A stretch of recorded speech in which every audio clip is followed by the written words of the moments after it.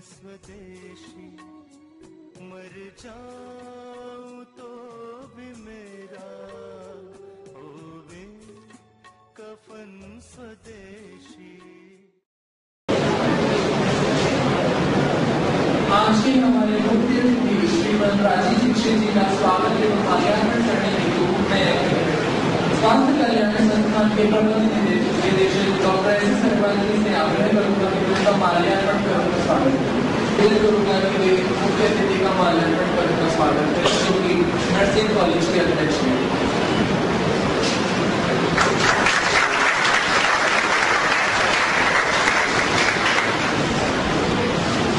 Doctor Pankaj Sharma.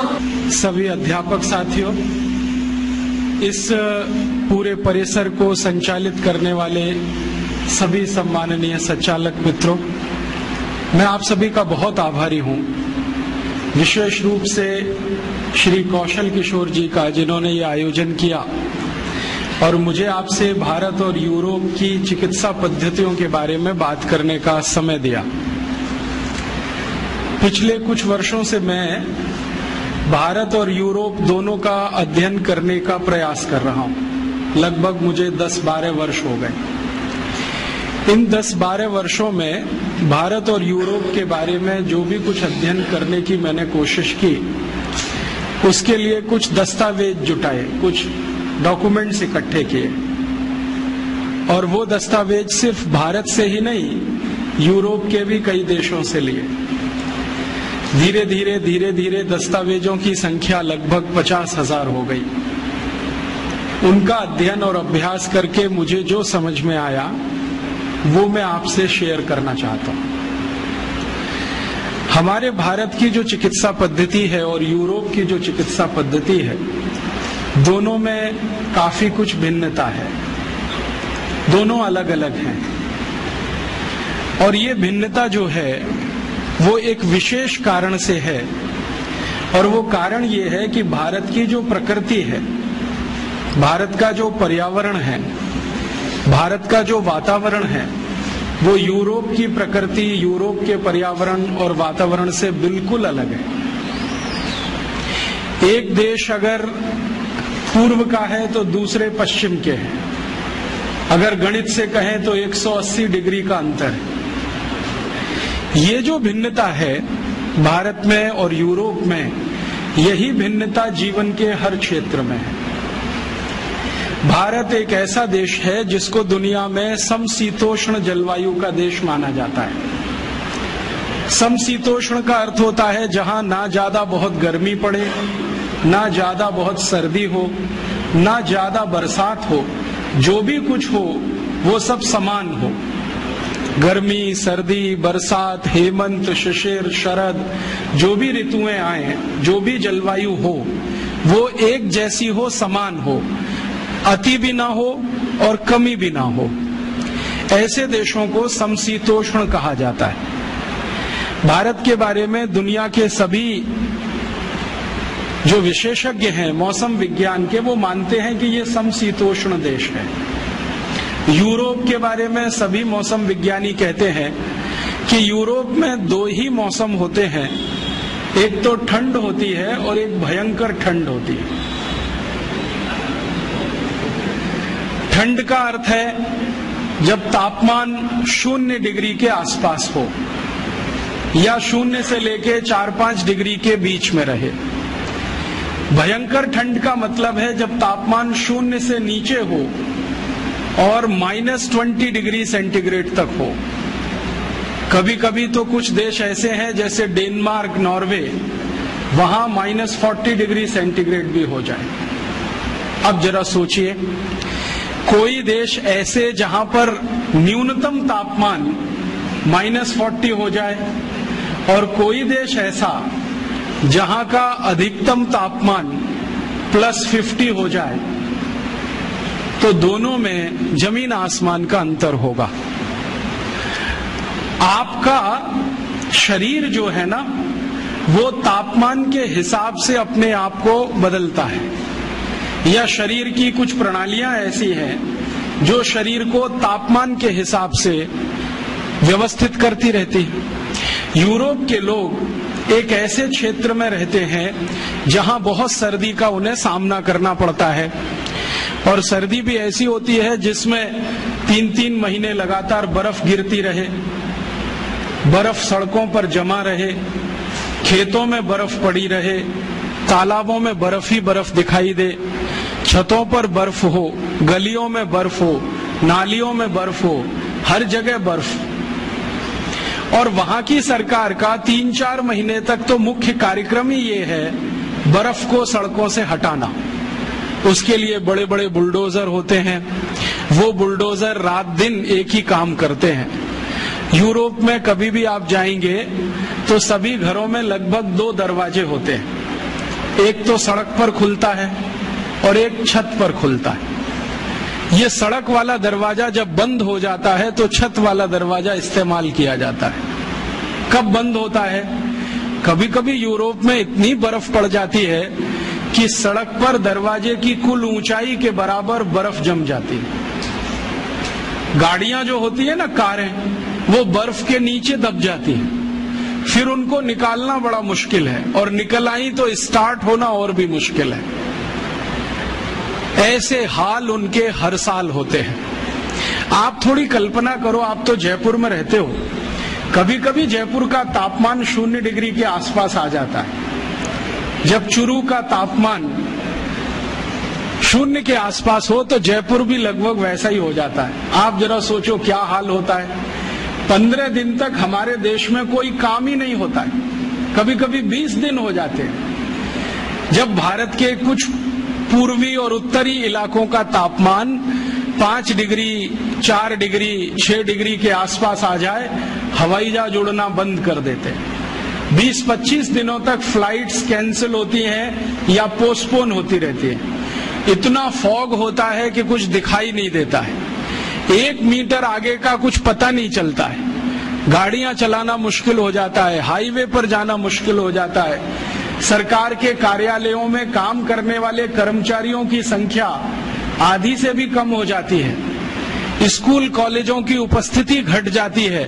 घरों में मैंने देखा है कि सब काम ठप पड़ जाते हैं। बस एक कोयले की अंगीठी जलाओ या हीटर जलाओ, उसके चारों तरफ बैठकर तापते रहो और भगवान से प्रार्थना करते रहो कि ये ठंड कब जाए कब जाए।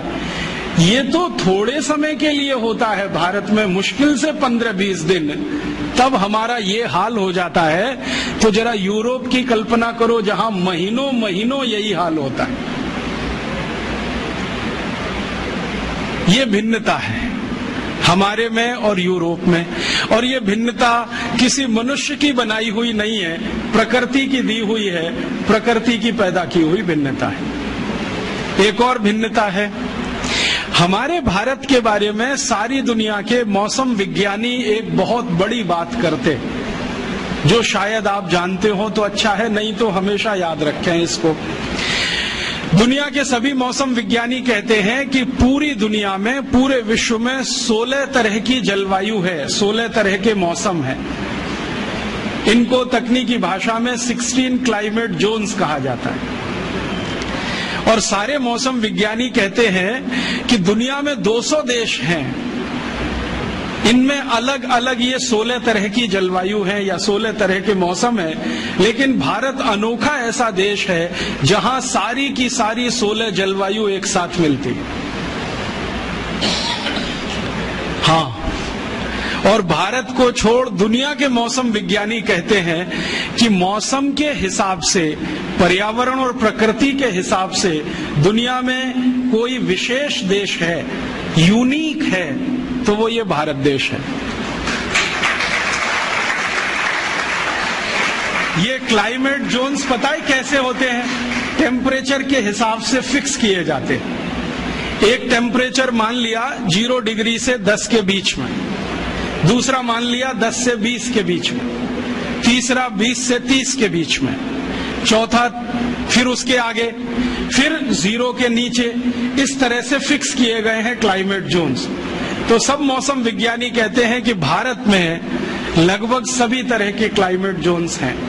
और इसको मूर्त रूप में मैं कहूं, ये तो अमूर्त बात हुई, कुछ मूर्त बात अगर कहूं तो अगर आप भारत में अफ्रीका के रेगिस्तानी जलवायु को देखना चाहें तो राजस्थान के जैसलमेर में आ जाइए, आपको अफ्रीका का रेगिस्तान वहां दिखाई दे जाएगा। अगर आप भारत में स्विट्जरलैंड की बर्फ गिरती हुई देखना चाहें तो जम्मू कश्मीर में चले जाइए, उत्तरांचल में चले जाइए, आपको वो दिखाई दे जाएगा।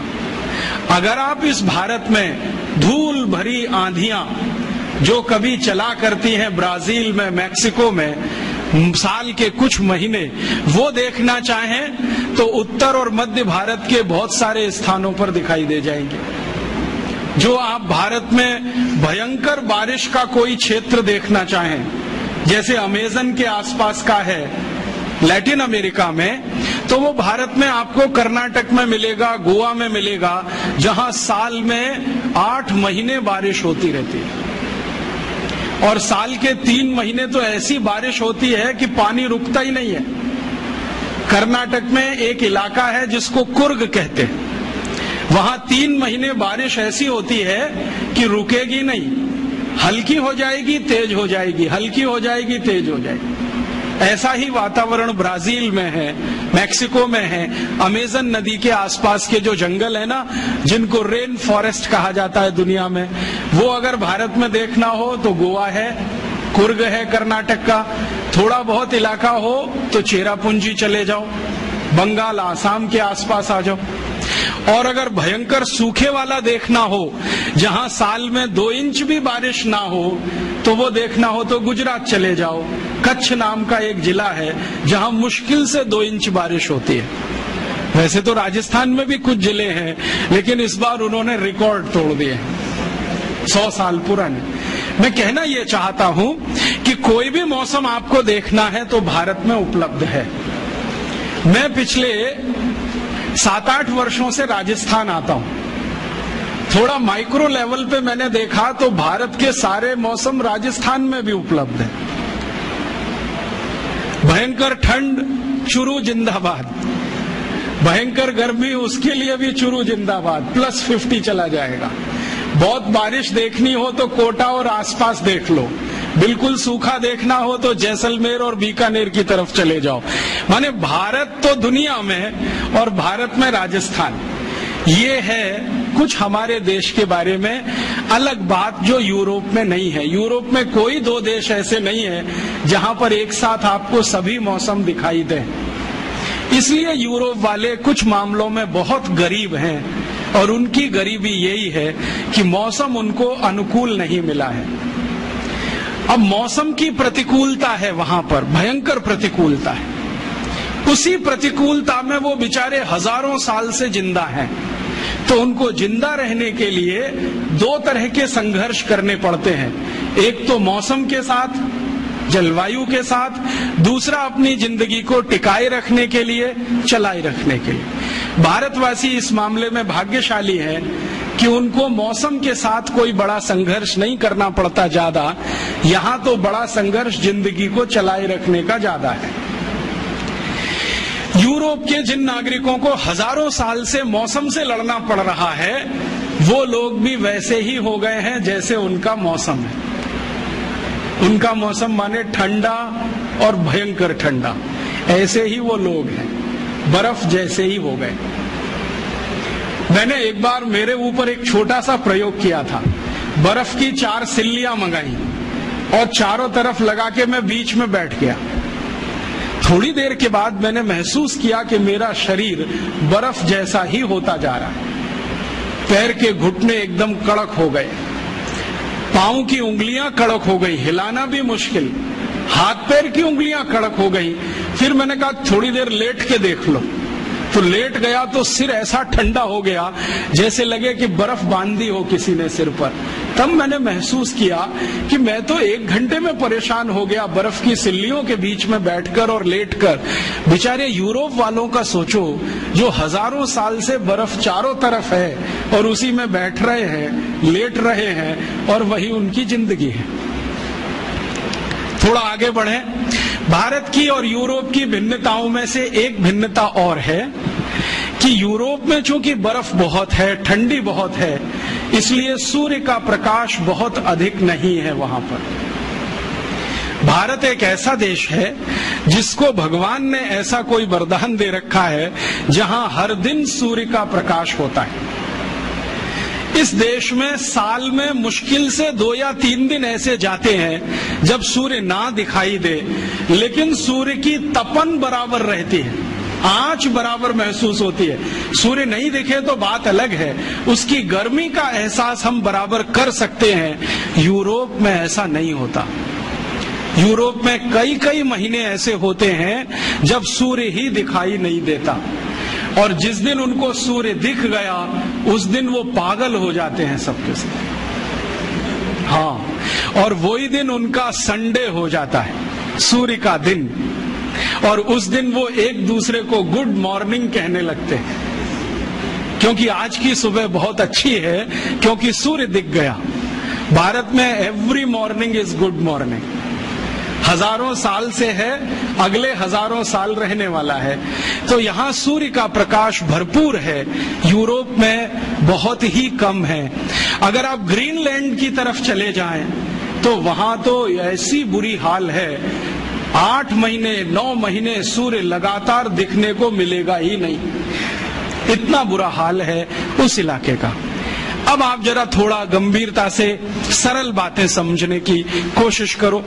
जिस देश में सूर्य का प्रकाश भरपूर होगा वहां पर पेड़ पौधों की प्रजातियां बहुत होंगी, और जिस देश में सूर्य का प्रकाश ही नहीं होगा वहां जमीन में से कुछ घास का तिनका भी पैदा नहीं होगा। आप जानते हैं भूमि में कितना भी अच्छा बीज डालो, कितनी भी अच्छी खाद लगाओ, कितना भी सुंदर से सुंदर व्यवस्था करो उसकी, और कितनी भी अच्छी व्यवस्था करो पानी की, लेकिन जो सूर्य का प्रकाश नहीं हो और गर्मी ना मिले तो बीज में से अंकुरण नहीं होता। यूरोप की कल्पना करो, जहां खेतों में महीनों महीनों बर्फ जमी रहे वहां तो घास का तिनका भी नहीं उग सकता। तो इसलिए यूरोप के देशों में पेड़ पौधे ज्यादा नहीं होते, अर्थात पेड़ पौधों में विविधता नहीं होती, अर्थात वहां के जंगलों में बहुत किस्म के पेड़ पौधे नहीं मिलते। ले दे के 2-4 तरह के वृक्ष यूरोप के सभी देशों में दिखाई देते। कभी कभी तो इतना तकलीफ हो जाती है कि यूरोप का एक देश छोड़ के दूसरे में घुस गए, पता ही नहीं चलता कि देश बदल गया, जब तक कि कोई बोले नहीं और समझ में नहीं आए कि ये भाषा फ्रेंच से अब जर्मन हो गई है, जर्मन से इटालियन हो गई है, इटालियन से डच हो गई है, डच से पोर्चुगीज हो गई है, फिर स्पेनिश हो गई है। तब पता चलता है कि जी हमने देश बदल दिया, वरना पेड़ों को देखकर, मनुष्यों को देखकर पता ही नहीं चलता कि हमने देश बदल दिया। पेड़ पौधे उनके यहाँ बहुत ही कम है, अर्थात अंग्रेजी का एक शब्द बायोडाइवर्सिटी उनकी बहुत खराब है, या बहुत पुअर है, या वो बायोडाइवर्सिटी में बहुत गरीब है। भारत देश में इसका उल्टा है, सूर्य का प्रकाश भरपूर है, मिट्टी यहाँ की बहुत अच्छी है, यूरोप की मिट्टी भी अच्छी नहीं है। आप जरा सोचो, अगर किसी मिट्टी पर महीनों महीनों बर्फ पड़ी रहे तो वो मिट्टी न रह के पत्थर हो जाएगी, और उस पत्थर में से कुछ भी उगना बहुत मुश्किल हो जाएगा। तो वहां की मिट्टी भी पत्थर जैसी है, यहाँ की मिट्टी एकदम नरम है, मक्खन के जैसी। भारत में कई क्षेत्रों की मिट्टी तो ऐसी है कि नंगे पांव आप खेतों में चले जाओ, घुटने तक का पैर मिट्टी में अंदर धंस जाता है, इतनी नरम, इतनी कोमल, इतनी मुलायम। अगर मिट्टी नरम है तो बारिश के पानी को ज्यादा पकड़ेगी, मिट्टी नरम है तो सूर्य का प्रकाश नीचे तक जाएगा, मिट्टी नरम है तो हवा भी अंदर तक आएगी। तो हर पेड़ के पौधे की जड़ को या बीज को भरपूर मात्रा में बारिश का पानी मिल जाता है, सूरज की धूप भी मिल जाती है और हवा भी मिल जाती है, तो उनकी जो बढ़त है, ग्रोथ है, वो बहुत अच्छी होती है। यूरोप में ऐसा कुछ भी नहीं हो पाता। तो वहां की मिट्टी भी कड़क है, पानी की व्यवस्था ठीक नहीं है, तो पेड़ पौधे बहुत कम हैं, जैव विविधता बहुत कम है, बायोडाइवर्सिटी बहुत कम है। अब जरा सोचो, जिन देशों में पेड़ पौधे ही नहीं हैं तो वहां जड़ी बूटियां भी कम होंगी, क्योंकि जड़ी बूटियां पेड़ पौधों का ही हिस्सा है। तो जिन देशों में पेड़ पौधे कम होंगे वहां की जड़ी बूटियां कम होंगी, और अगर जड़ी बूटियां बहुत कम हैं तो वहां आयुर्वेद नहीं होगा। वो कितनी भी ताकत लगा लें, वहां आयुर्वेद नहीं होगा। अगर उनको अपने यहाँ आयुर्वेद चलाना है तो वो भारत की मदद से ही चलेगा, उनकी अपनी ताकत नहीं है उन जड़ी बूटियों को पैदा करने की। हमारे बहुत सारे मित्र कहते रहते हैं, देखो राजीव भाई, यूरोप में आजकल आयुर्वेद का बहुत प्रचार हो रहा है, अमेरिका में भी हो रहा है। हाँ, वो हो रहा है भारत से ले जाई गई जड़ी बूटियों के आधार पर, या भारत के पड़ोसी देश चीन से मंगाई गई जड़ी बूटियों के आधार पर। आप सोचेंगे और हैरान हो जाएंगे, यूरोप को और अमेरिका के सभी देश एक साल में 2500 अरब डॉलर की जड़ी बूटियां भारत और चीन से खरीदते, क्योंकि उनके यहां वो होती नहीं है। होगी कहां से? उसको होने के लिए जो मौसम की अनुकूलता चाहिए वो उनके पास है नहीं। तो जड़ी बूटियां होंगी नहीं तो उस देश में आयुर्वेद कहां से आएगा?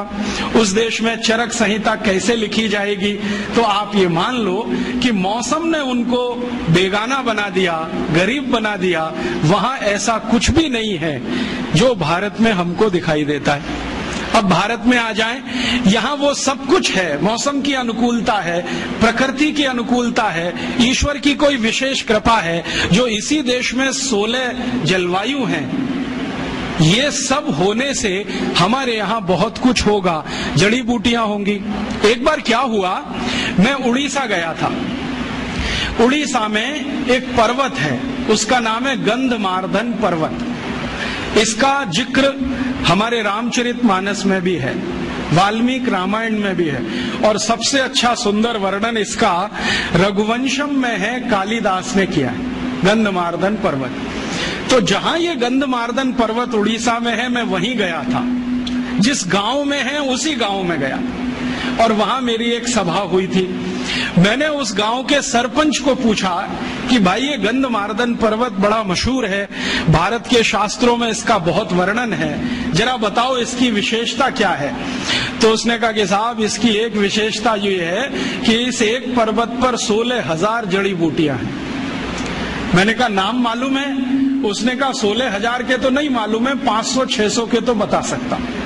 फिर मैंने कहा किसको मालूम है? तो कहता मेरे दादाजी को 1000-1200 का मालूम है। दादाजी के दादाजी मिल गए तो शायद 2-2,500 का मालूम हो जाएगा।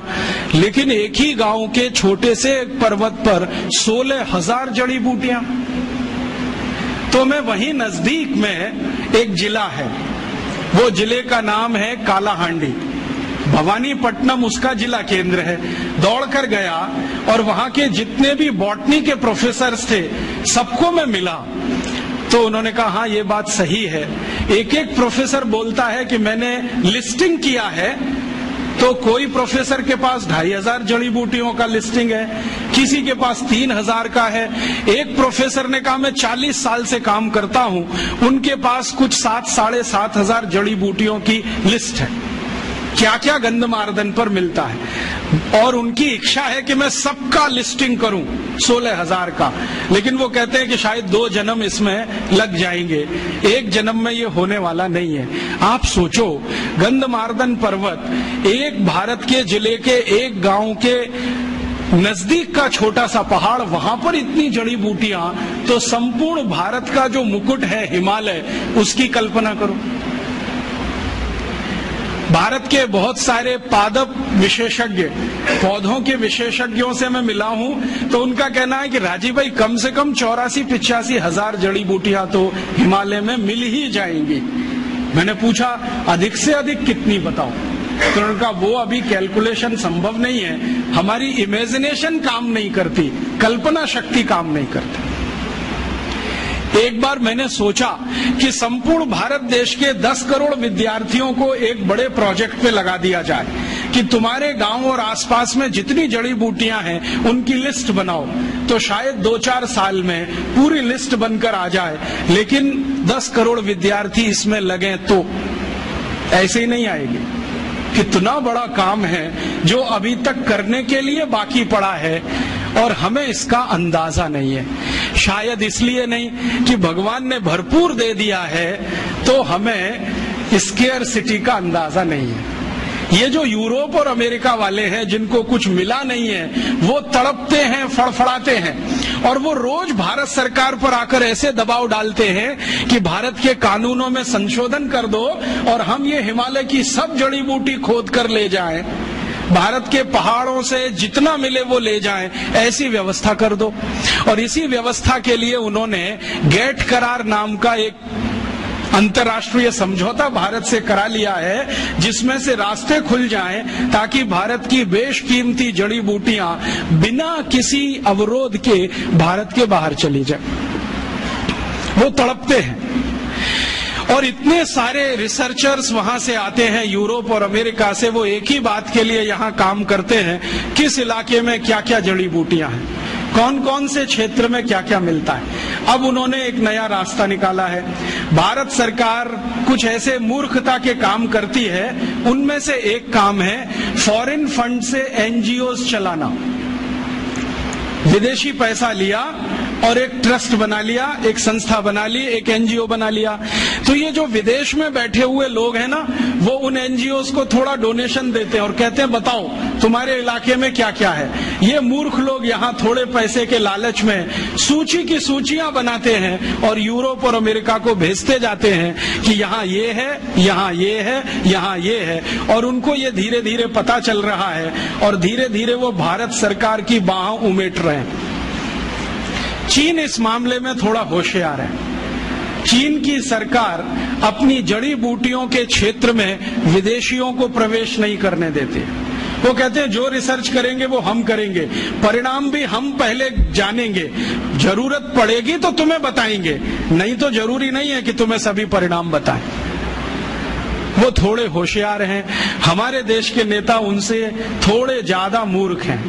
किसी भी विदेशी को बुलाएंगे, आओ दरवाजा खुला है, जो तुम्हें चाहिए सब लूट के ले जाओ।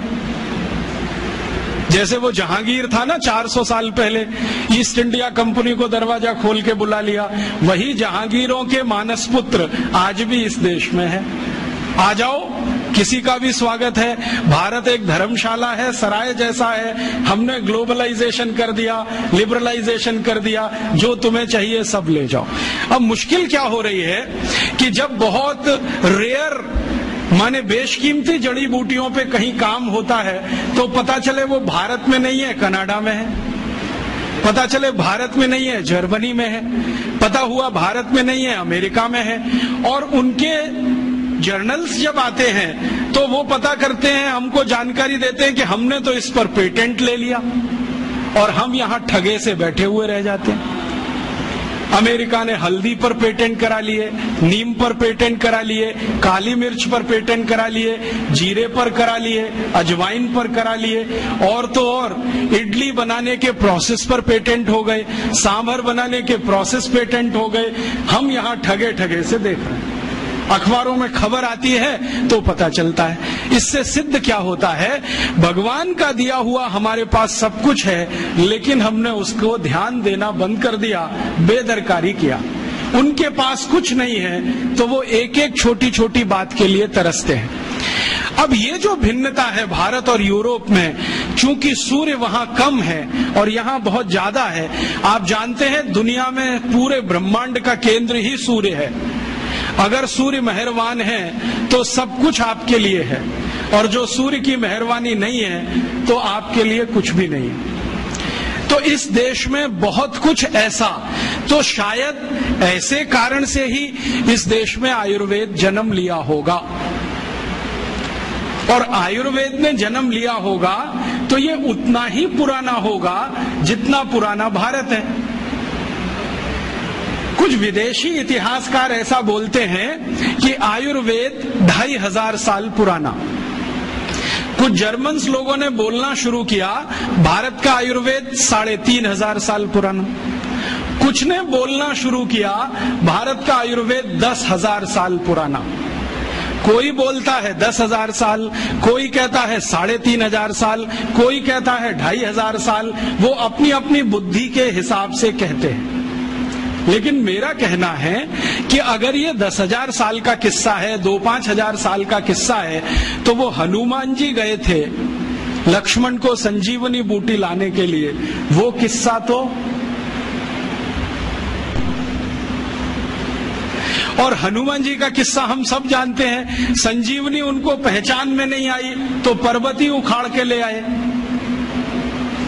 तो जो वैद्य थे ना राम जी की सेना के, जिनका नाम था सुषेण, तो वैद्य सुषेण ने कहा मैंने तुमसे एक बूटी मंगाई थी, तो उन्होंने कहा वैद्य जी मुझे समझ में नहीं आती, मैं पर्वत ले आया। और ये कहानी आगे बढ़ती है रामचरितमानस में तो नहीं, रघुवंशम में, कि उस एक छोटे से पर्वत के टुकड़े से कुछ 1000-1200 औषधियां वैद्य सुषेण ने निकाली थी। और उन्हीं औषधियों की ताकत से रामचंद्र जी ने रावण से युद्ध किया था, और युद्ध में घायल अपने सभी सैनिकों को रात भर में दवाओं का लेपन करके अगले दिन फिर लड़ने के लिए तैयार कर दिया था। तो हम कैसे कहें कि ये आयुर्वेद 2000 साल 5000 साल, भगवान श्री राम को ही 8.5 लाख साल से ज्यादा हो गए अगर हम हिसाब निकालें। और जो भगवान राम के पहले की बात करें तो भगवान राम खुद ही कह रहे हैं कि मेरे जो पूर्वज थे रघु, दिलीप, वो सभी आयुर्वेद के ज्ञाता थे, माने जड़ी बूटियों का उनको ज्ञान था। अगर राम के पूर्वज उनको भी जड़ी बूटियों का ज्ञान था तो बढ़ते चले जाएं तो ये समय की सीमा तो रुकती नहीं।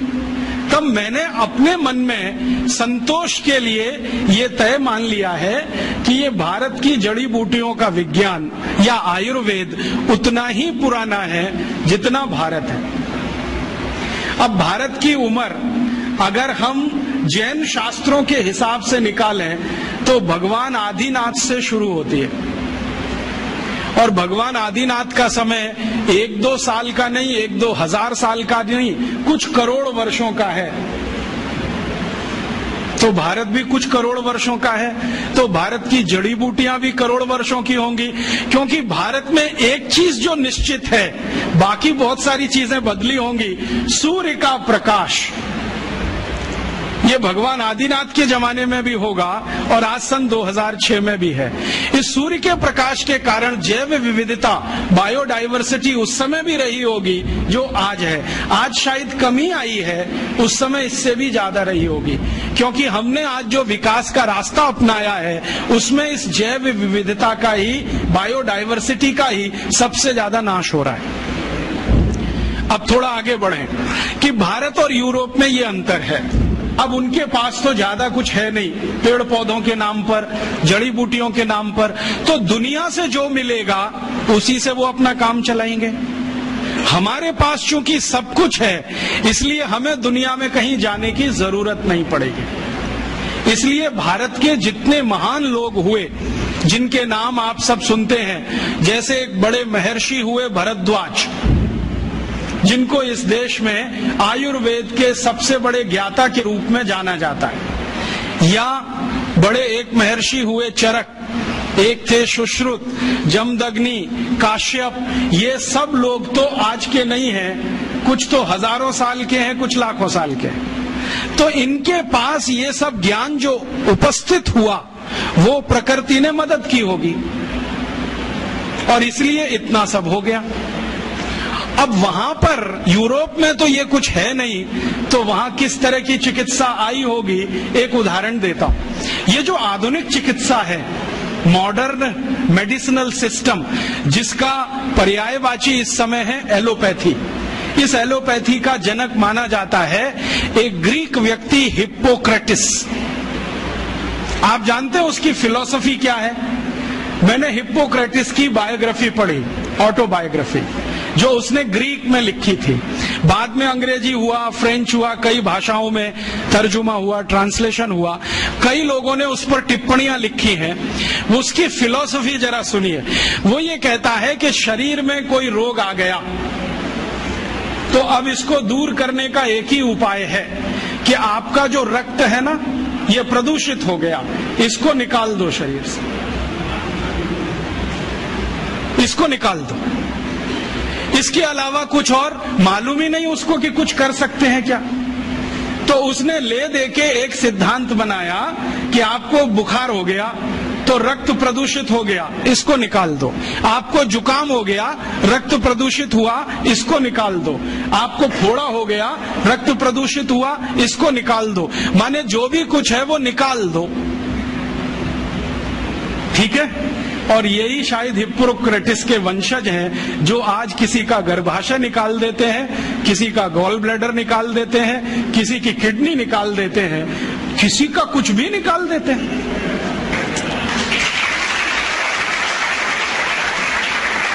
और निकालने के पहले हमको कन्विंस करते हैं, देखो ये तो बेकार है, इसमें अब रखा क्या है। अगर गर्भाशय बेकारी होता तो भगवान ने क्यों दिया? गॉल ब्लैडर बेकारी होता तो ईश्वर ने क्यों दे दिया? किडनी बेकारी है तो ये क्यों है हमारे शरीर में? अगर सब कुछ ही बेकार है तो ये शरीर को ही काट काट के फेंक दो, इसको रखने की क्या जरूरत है? ये सब हिप्पोक्रेटिस के पुत्र हैं, उसी को अपना वंशज मानते हैं। हिप्पोक्रेटिस क्या कहता था? कुछ बीमारी हुई रक्त निकालो। वो तो बेचारा रक्त तक सीमित था, इन्होंने इतना विकास कर लिया है कि अब कुछ भी निकाल दो। मैं आपको एक सच्ची कहानी सुनाता हूं, ये हमेशा आप याद रखना। ये जो हिप्पोक्रेटिस ने विज्ञान बनाया, जिसको मॉडर्न एलोपैथिक सिस्टम कहते हैं, इस विज्ञान के शिकार दुनिया भर के लोग हुए, दुनिया भर के लोग। मैं आपको एक नाम सुनाता हूं जो जल्दी आपके समझ में आ जाए। अमेरिका के पहले राष्ट्रपति जॉर्ज वॉशिंगटन, मालूम है? ये बेचारे बड़े सीधे साधे व्यक्ति थे, बड़े मेहनती थे। इन्होंने अमेरिका को इंग्लैंड की गुलामी से आजाद कराने में बहुत काम किया, बहुत काम किया। और अमेरिका की प्रजा ने उनके काम को देखते हुए उनको पहला राष्ट्रपति बनाया। अमेरिका की आजादी आई लगभग 1779 के आसपास और पहले राष्ट्रपति बने जॉर्ज वॉशिंगटन। आपको मालूम है जॉर्ज वॉशिंगटन की मृत्यु कैसे हुई? हिप्पोक्रेटिस सिद्धांत अपना के। क्या हुआ, वो जब राष्ट्रपति हो गए ना तो एक बार उनको बुखार आ गया, कुछ वायरल इन्फेक्शन हुआ होगा। तो वो तो हिप्पोक्रेटिस के पक्के चेले थे, उन्होंने कहा अरे मेरे गुरु ने कहा है कि रक्त प्रदूषित हो गया। तो अब बुलाया उन्होंने एक डॉक्टर को, कहा कि मेरे शरीर से दूषित रक्त निकालो। तो वो एक आया डॉक्टर और उनकी दोनों नसें काट गया, दोनों हाथ की नसें काट दी, लेफ्ट और राइट ये वाली। अब नसें कट गई तो खून भल भल भल भल निकलना शुरू, रात भर निकलता रहा। सवेरे वो डॉक्टर जब आया देखने के लिए तो जॉर्ज वॉशिंगटन मरे हुए मिले। ये कहानी है हिप्पोक्रेटिस सिद्धांत की। जॉर्ज वॉशिंगटन मर गए इस हिप्पोक्रेटिस के चक्कर में कि खून तुम्हारा खराब हुआ है, काट के निकाल दो। अब इनको पता तो है नहीं कि खून बनाना कैसा, काट के निकालना आता है। और ये तो मैंने एक कहानी सुनाई आपको। जॉर्ज वॉशिंगटन जैसे हजारों राजा यूरोप में, ग्रीस में इसी सिद्धांत के शिकार हुए। एक राजा था, बहुत पुरानी कहानी बताता हूं, 4वीं शताब्दी की, क्लॉडियस रोम का, वो भी इसी चक्कर में मरा। उसको भी कुछ बुखार आया और उसके डॉक्टर ने आके नस काट दी उसकी, पैर की भी हाथ की भी, कि खून निकल जाने दो सारा, ये खून निकल गया तो अच्छा हो जाएगा। क्लॉडियस मर गया। डेमोस्थनीज एक बड़ा राजा, वो मर गया। एशुनियस मर गया। ऐसे एक नहीं 1,500-2 हजार से ज्यादा राजा इसी चक्कर में मर गए। ये है मॉडर्न एलोपैथिक सिस्टम। इसने सारी दुनिया को ये सिखाया है कि देखो साइंटिफिक यही है, जो भी है निकालो निकालो, खून है तो निकालो, किडनी है तो निकालो, गॉल ब्लैडर है तो निकालो, ऐसा ये सिस्टम है। अब भारत में क्या है? भारत में तो ये चलने वाला नहीं है और चलाने की जरूरत नहीं है, क्योंकि हमको अगर ये पता है कि बुखार आ गया तो बुखार आने का कारण हमें मालूम है, और अगर कारण मालूम है तो औषधि जिंदाबाद है। एक नहीं 84,000 औषधि है, कोई ना कोई काम करेगी उस पर। तो भारत में जब बुखार आता रहा तो औषधियां दी जाती रही, जड़ी बूटियां दी जाती रही और हम ठीक होते रहे। इसलिए हमको कभी काट पीट के रक्त निकालने की जरूरत नहीं पड़ी। हमने रक्त निकाला युद्ध के मैदानों में, ये नहीं कि ब्लेड काट के अपने ही शरीर से। और हमारे यहाँ किस तरह का सिस्टम रहा होगा। अभी तो आप पहले तो ये मानते थे, मेरे जैसे लोग जो आधुनिक शिक्षा में से पढ़कर निकले हैं, कि ये जो रामचरितमानस है या राम की कथा है ये सब कल्पना है। और हमारे देश में ये जो वामपंथी लोग हैं ना, लेफ्टिस्ट, वो बहुत चिल्लाते हैं इसमें क्या धरा है, ये तो सब कपोल कल्पना है।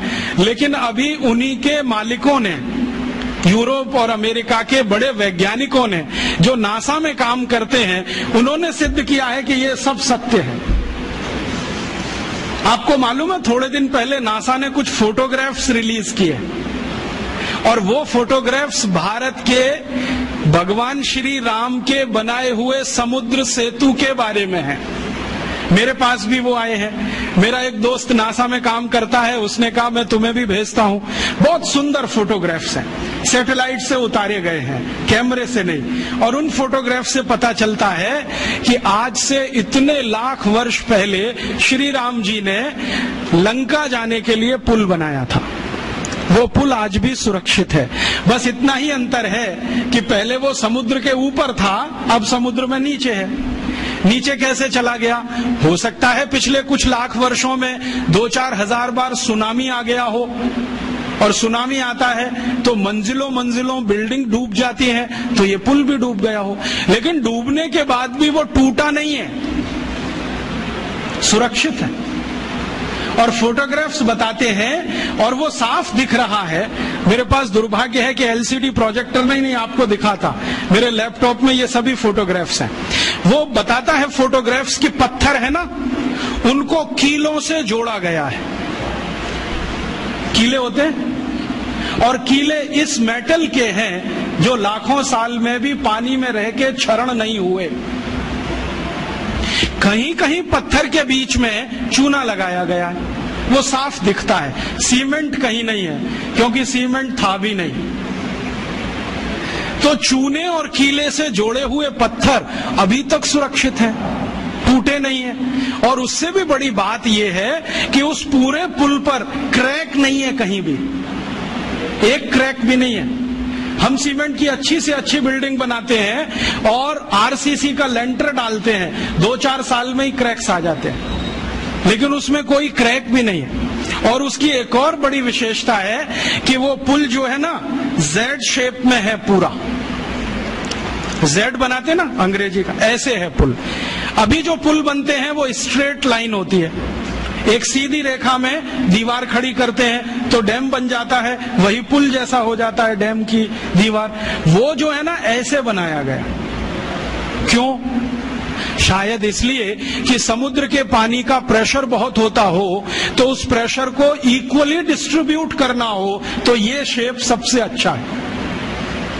क्योंकि इसमें कई दीवार आ जाएंगी, हर दीवार पर प्रेशर डिस्ट्रीब्यूट हो जाएगा, तो उसकी लाइफ बढ़ जाएगी। इतनी अकल हिंदुस्तान के लोगों को आज से 8-8.5 लाख साल पहले थी। और जानते हैं इस पुल का डिजाइनर कौन?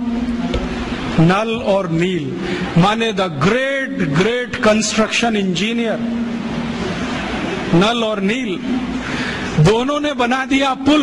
और अब नासा कहता है कि दुनिया को पुल बनाने की टेक्नोलॉजी शायद भारत से ही गई होगी, क्योंकि इसके पहले दुनिया में कोई पुल बना था, उसका कोई रिकॉर्ड नहीं मिलता। तो अब उस पुल पर से जाकर राम की सेना वापस आई। नल और नील और राम का एक संवाद है रघुवंशम में। नल नील कह रहे हैं कि हम पुल बना देंगे, आप परेशान मत होइए, पत्थर की मदद से बना देंगे। राम पूछ रहे हैं ये समुद्र के पानी में पत्थर तैरेंगे कैसे? उन्होंने कहा वो आपकी चिंता नहीं, हमारी है, क्योंकि हाइड्रोलिक्स हम समझते हैं, आप नहीं समझते। हाँ, वो ऐसे ही बोलते हैं। तो रघुवंशम में तो वो बराबर बात करते हैं। रामचरितमानस में तो सभी पात्र जो है ना, राम को भगवान मानते हैं, इसलिए बात ही नहीं करते। वाल्मीकि रामायण में, कंब रामायण में, रघुवंशम में सभी पात्र बराबर बात कर रहे हैं, क्योंकि वो सहयोगी हैं। तो वो राम को समझा रहे हैं कि इसकी चिंता आप मत करो, हम कर देंगे। राम पूछ रहे हैं तुम्हारे पास तकनीकी क्या है? तो उन्होंने कहा हम पहले नाव डुबोएंगे, पत्थर ले लेके नावों को डुबोएंगे, डूबते डूबते वो ऊपर तक आएगी, तब कंस्ट्रक्शन शुरू करेंगे। कितना दिन लगेगा? उन्होंने कहा जो लगे सो लगे, लेकिन पुल बना देंगे। तो राम जी पूछ रहे हैं कि ये पुल बनेगा तो जाएंगे तो सही, लौट के आएंगे कि नहीं?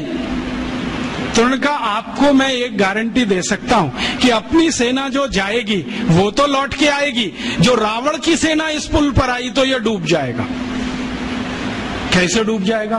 तो वो कह रहे हैं कि हमने इसका जो हिसाब निकाला है ना पूरा, आपकी सेना में तो सब बानर हैं। हाँ, और बानर जब चलते हैं ना तो मिनिमम प्रेशर डालते हैं जमीन पर।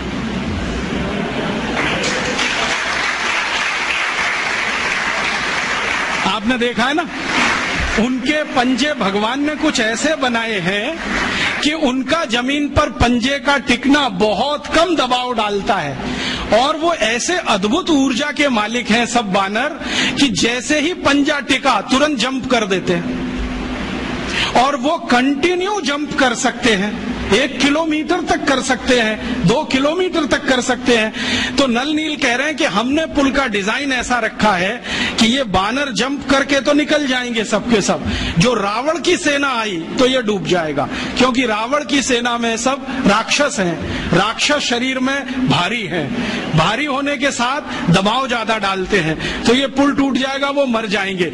इसलिए युद्ध में हम विजयी होंगे, हारने का चांस नहीं। इस क्वालिटी की चीजें हैं। अब ये क्वालिटी किसी देश में आई हो तो मैं मान सकता हूं कि उस पुल को बनाने का मटेरियल उस जमाने में रहा हो, और उस पुल को बनाने वाले जो लोग रहे, नल नील जैसे पता नहीं कितने, उनको और भी बहुत कुछ ज्ञान आता हो, क्योंकि पुल बनाने में जो उन्होंने चूना घिसा है उसमें कई तरह की जड़ी बूटियां भी मिलाई गई, उनको जड़ी बूटियों का भी ज्ञान हो। तो इससे यह सिद्ध होता है कि उस जमाने का कंस्ट्रक्शन इंजीनियर जड़ी बूटियों का भी ज्ञाता होता होगा, हो सकता है आयुर्वेद भी उसको आता होगा। और राम की सेना में तो वैद्य सुषेण तो मुख्य वैद्य हैं, लेकिन राम जी की सेना में तो थोड़ी बहुत वैद्य की सब कर लेते, सीता जी भी कर लेती, उनको भी जड़ी बूटियों का ज्ञान, लक्ष्मण भी कर लेते हैं, राम खुद सीख गए हैं बहुत कुछ। तो इन घटनाओं से मैं कहना एक ही बात चाहता हूं कि शायद ये लाखों साल पुरानी विद्या है, ये 10-20 हजार साल की विद्या नहीं है। और ये लाखों साल पुरानी विद्या टिकी कैसे, आज तक जिंदा है। आज भी हम उन औषधियों का नाम जानते हैं जिनको राम जी जानते थे, वो नाम वैसे के वैसे ही चले आ रहे हैं। तो ये कैसे संभव हुआ? ये ऐसे संभव हुआ होगा कि इस विद्या को भारत के लोगों ने जीवन विद्या बना लिया होगा। जीवन विद्या माने जिंदगी के हर क्षेत्र से जुड़ी हुई, और इसको जीवन विद्या बनाया होगा, तभी इसका नाम आयुर्वेद पड़ा होगा। ये आयु का विज्ञान है, चिकित्सा का नहीं है, रोगों का नहीं है, जीवन का विज्ञान है। और ये जीवन का विज्ञान सिखाया गया होगा पीढ़ी दर पीढ़ी, पीढ़ी दर पीढ़ी, पीढ़ी दर पीढ़ी। और ये शायद घरों में ही संभव है, क्योंकि घर में ही ज्यादा समय लोगों का बीतता है। तो शायद हर घर भाषी को ये ज्ञान मालूम होगा। पीढ़ी दर पीढ़ी वो ज्ञान जो आया वो आज तक चला आया, और इतना अद्भुत है कि हमारे दादा दादी, नाना नानी, चाचा चाची, मामा मामी, मौसा मौसी सब इससे भरपूर हैं, सबके पास ये भंडार के रूप में है। फिर एक प्रश्न उठता है, बहुत लोग मुझे कहते हैं कि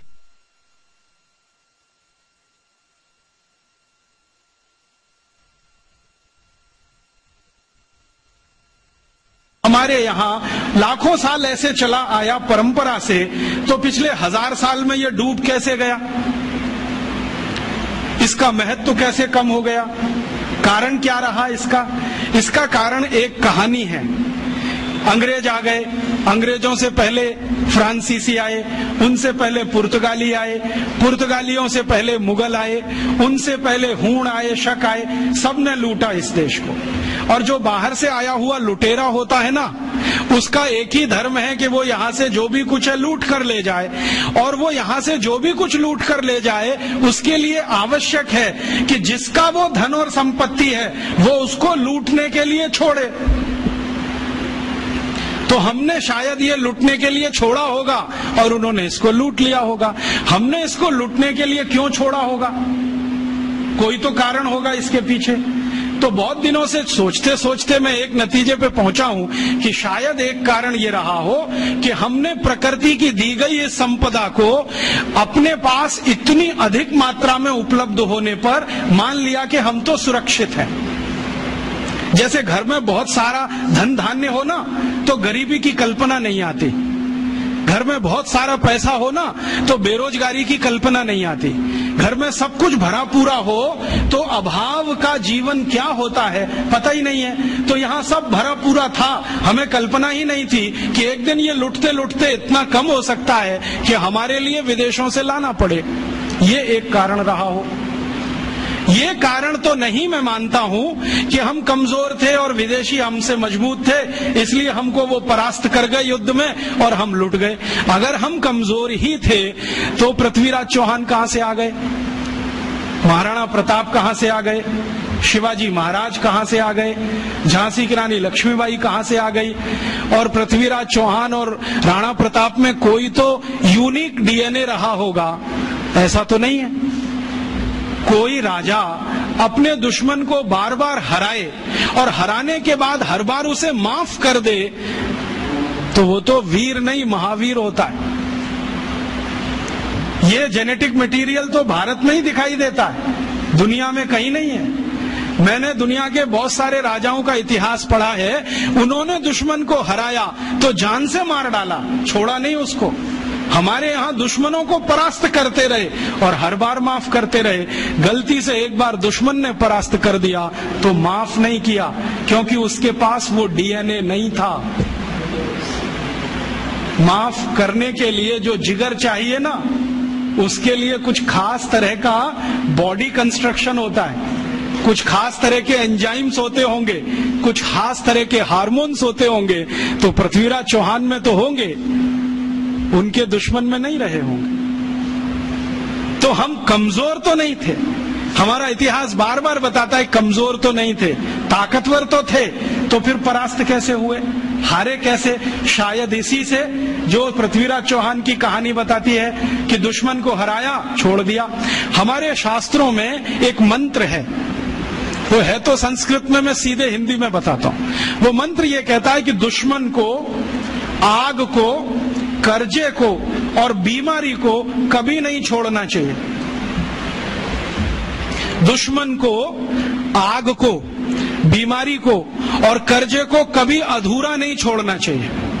दुश्मन को अगर छोड़ दिया तो वो ही मारेगा। फिर भारत की आजादी के पिछले 60 साल का इतिहास गवाह है, हर बार पाकिस्तान को हराया, हर बार हमने छोड़ा।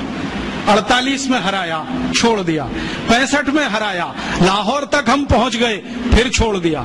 71 में हराया, फिर छोड़ दिया। कारगिल में हराया, फिर छोड़ दिया।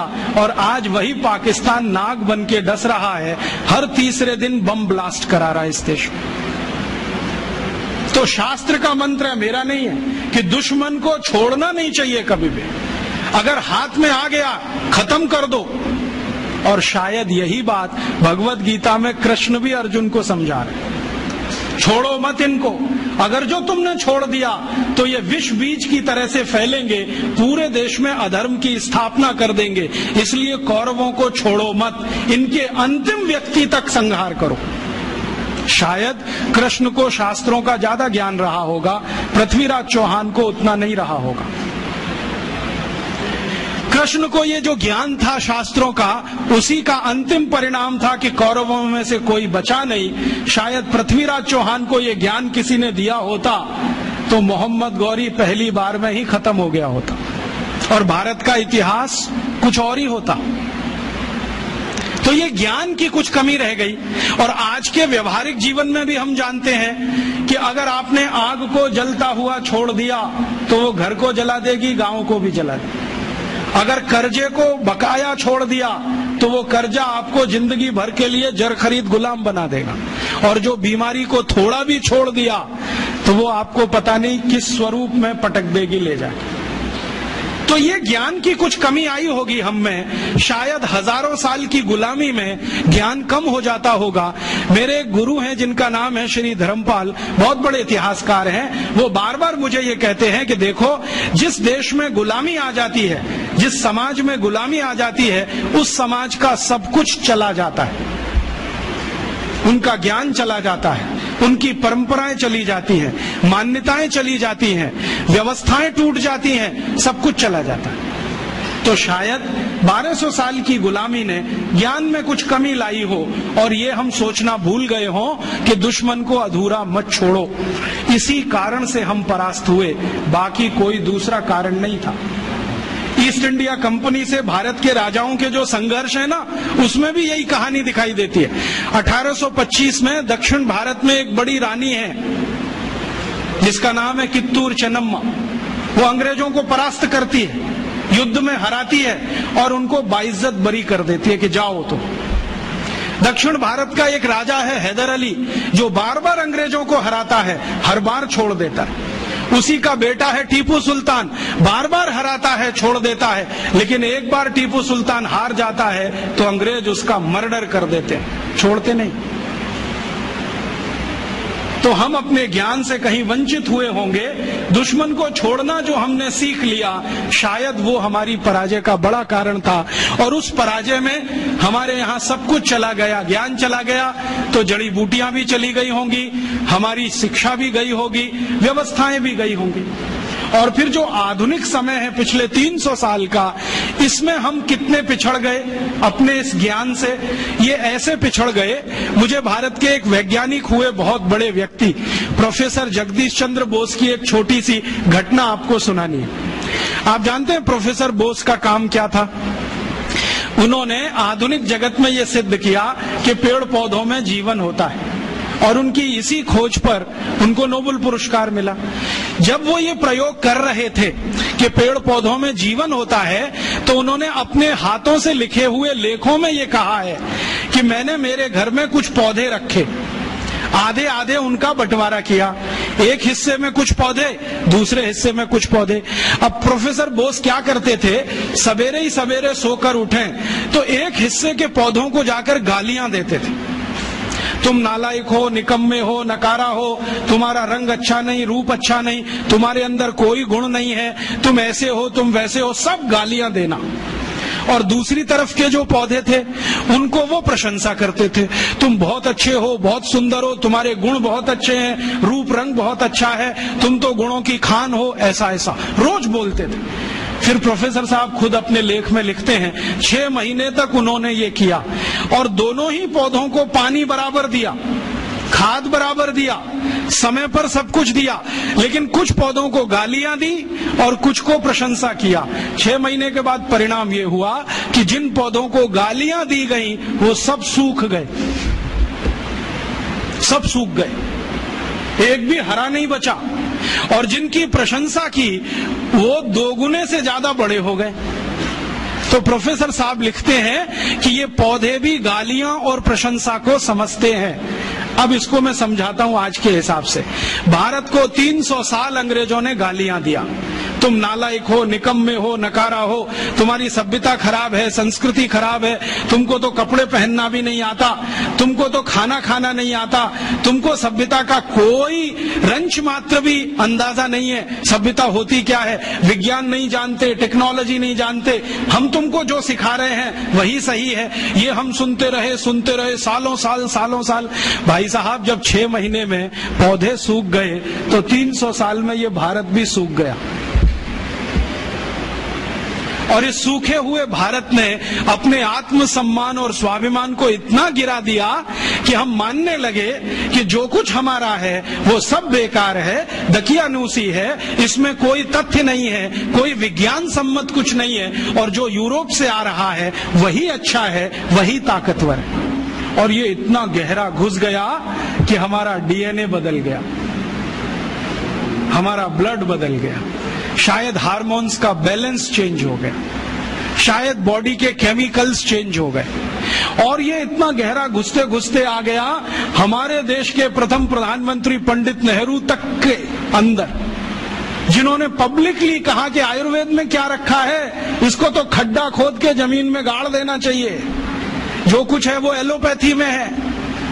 और उन्हीं के एक मानस पुत्र अभी बैठे हुए हैं, मनमोहन सिंह, जो अभी लंदन गए थे, ऑक्सफोर्ड में भाषण करके आए और बोला कि हम तो अंग्रेजों के बहुत आभारी हैं जो वो भारत में आए, हमको चिकित्सा दिया, न्याय दिया, प्रशासन करना सिखाया, तकनीकी और विज्ञान का अंतर समझाया। ये मनमोहन सिंह का भाषण है ऑक्सफोर्ड यूनिवर्सिटी का पिछले साल का, जो लंदन के अखबारों में छपा और कई अखबारों ने टिप्पणों गालियां देते रहे। हम भी सूख गए, और सूख गए तो अपनी विद्याओं के प्रति निराशा, अपने ज्ञान के प्रति अविश्वास, अपने अंदर आत्मविश्वास की कमी, ये सब हो गया इस देश में।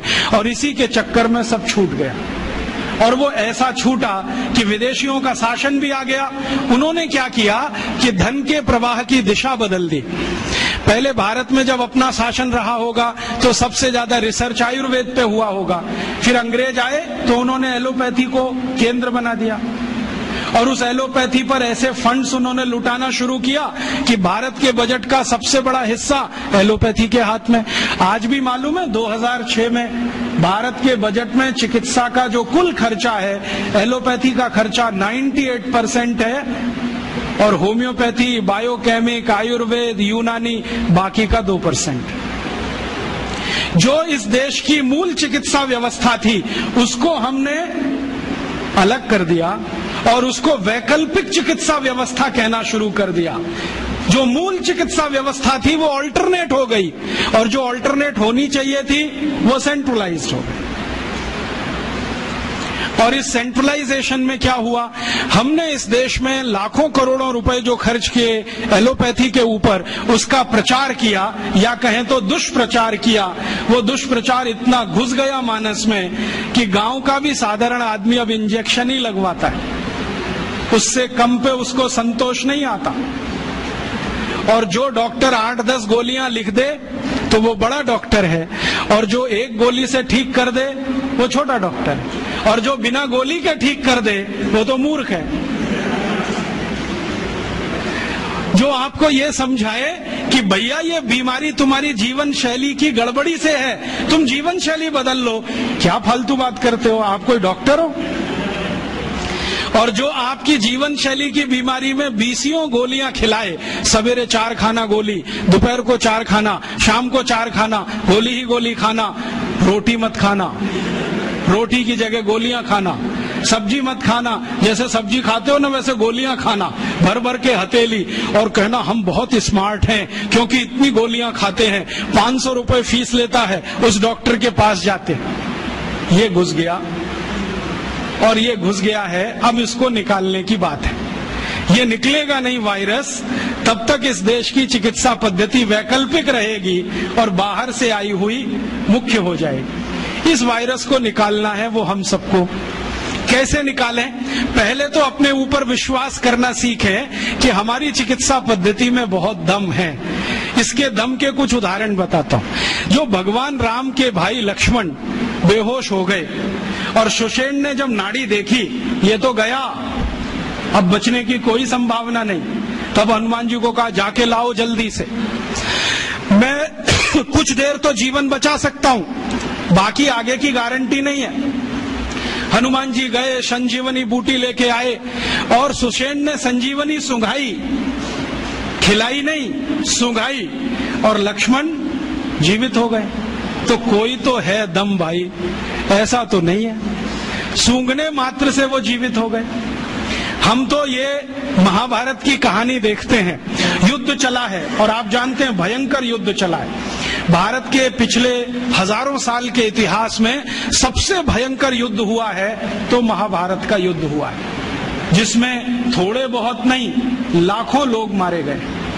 लेकिन उस युद्ध में बार बार हमें ये पता चलता है कि सवेरे से शाम तक युद्ध होता है, रात को सभी पालों के वैद्य अपने अपने घायल सैनिकों के घावों पर मरहम लगा रहे हैं, लेपन कर रहे हैं, और अगले दिन वो फिर युद्ध के लिए तैयार हो रहे हैं। ऐसी कौन सी चिकित्सा पद्धति दुनिया में है जो 12 घंटे में आदमी को लड़ने के लिए तैयार कर दे? और महाभारत की ऐसी एक नहीं सैकड़ों कहानियां, उसमें से तो एक कहानी मैं बताता हूं। कौरवों की कहानी जानते हो? 100 थे। एक माता के 100 पुत्र कैसे हो गए? एक माता के 100 पुत्र कैसे हो गए?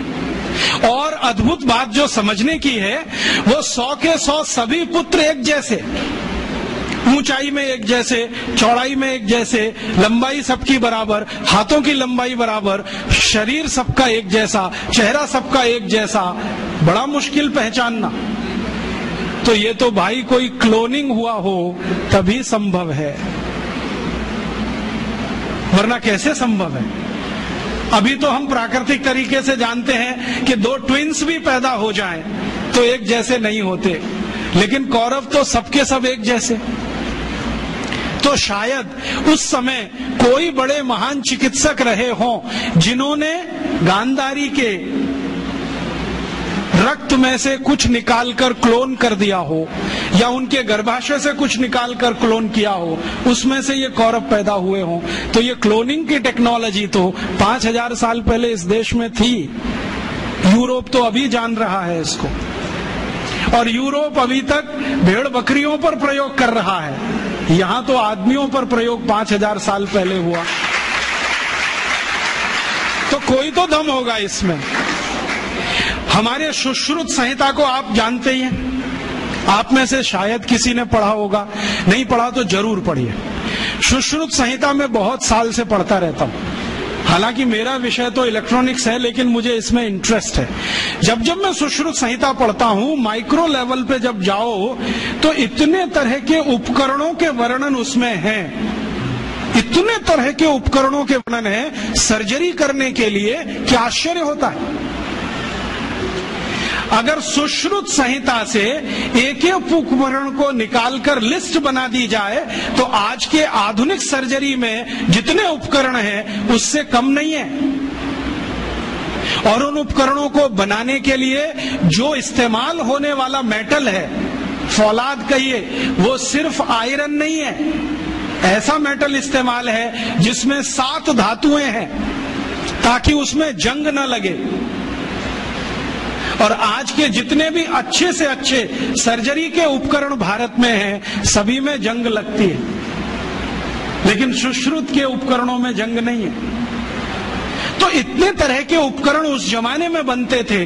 सुश्रुत का समय तो कोई आज का नहीं है, कम से कम 3500 साल का है। उस समय अगर ऐसे उपकरण बनते थे तो कोई तो दम होगा इस देश की चिकित्सा व्यवस्था में, ऐसे तो नहीं है।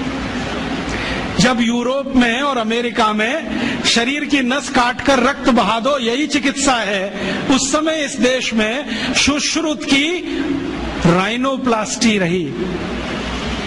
आपको मालूम है, राइनोप्लास्टी भारत ने दुनिया को सिखाया। और राइनोप्लास्टी के भारत में 1500 से ज्यादा केंद्र थे अंग्रेजों की ईस्ट इंडिया कंपनी के आने के पहले तक। उनके स्थान और पूरे वर्णन मेरे पास है और अंग्रेजों के दस्तावेज में से निकाले हुए। भारत में सबसे बड़ा राइनोप्लास्टी का केंद्र था कांगड़ा। कांगड़ा कहाँ है? शिमला के आगे, हिमाचल में। और कांगड़ा और उसके आसपास में 700 केंद्र थे जो राइनोप्लास्टी सिखाते थे। दक्षिण में जबरदस्त केंद्र थे राइनोप्लास्टी के। मैसूर स्टेट है ना, मैसूर स्टेट में 150 से ज्यादा केंद्र थे आज से 200 साल पहले। एक पुरानी कहानी है जो दस्तावेजी है, कल्पना की नहीं है। एक अंग्रेज अधिकारी था कर्नल कूट, वो हैदर अली से लड़ा। हैदर अली ने उसको परास्त किया। परास्त करने के बाद उसकी नाक काट दिया, क्योंकि हमारे राजा ज्यादा से ज्यादा यही करते थे, गला नहीं काटते थे, नाक काट दिया, कान काट दिया। क्यों? क्योंकि नाक कटना ही बहुत बड़ी बदनामी होती थी। तो नाक काट दिया उसका। कटी हुई नाक लेके वो भागा, कर्नल कूट। वो खुद अपनी डायरी में लिख रहा है कि जब मैं युद्ध में हार गया, हैदर अली ने मुझे नाक काट दी, हाथ में लेकर मैं भागा। और हैदर अली की सीमा खत्म हुई मैसूर राज्य की, तो बेलगाम नाम का एक गांव आया। वहां पर एक वैद्य ने मेरी सर्जरी की। 21 दिन मुझे अपने घर में रखा, सर्जरी करके लेपन लगाया, मेरी नाक जोड़ दिया। और आज मैं पार्लियामेंट के सामने कह रहा हूं कि भारत के वैद्यों को इतना ज्ञान है, वो ये सब कर सकते हैं। इसलिए हमें भारत में अपने लोगों को भेजकर ये विद्या सीखनी चाहिए।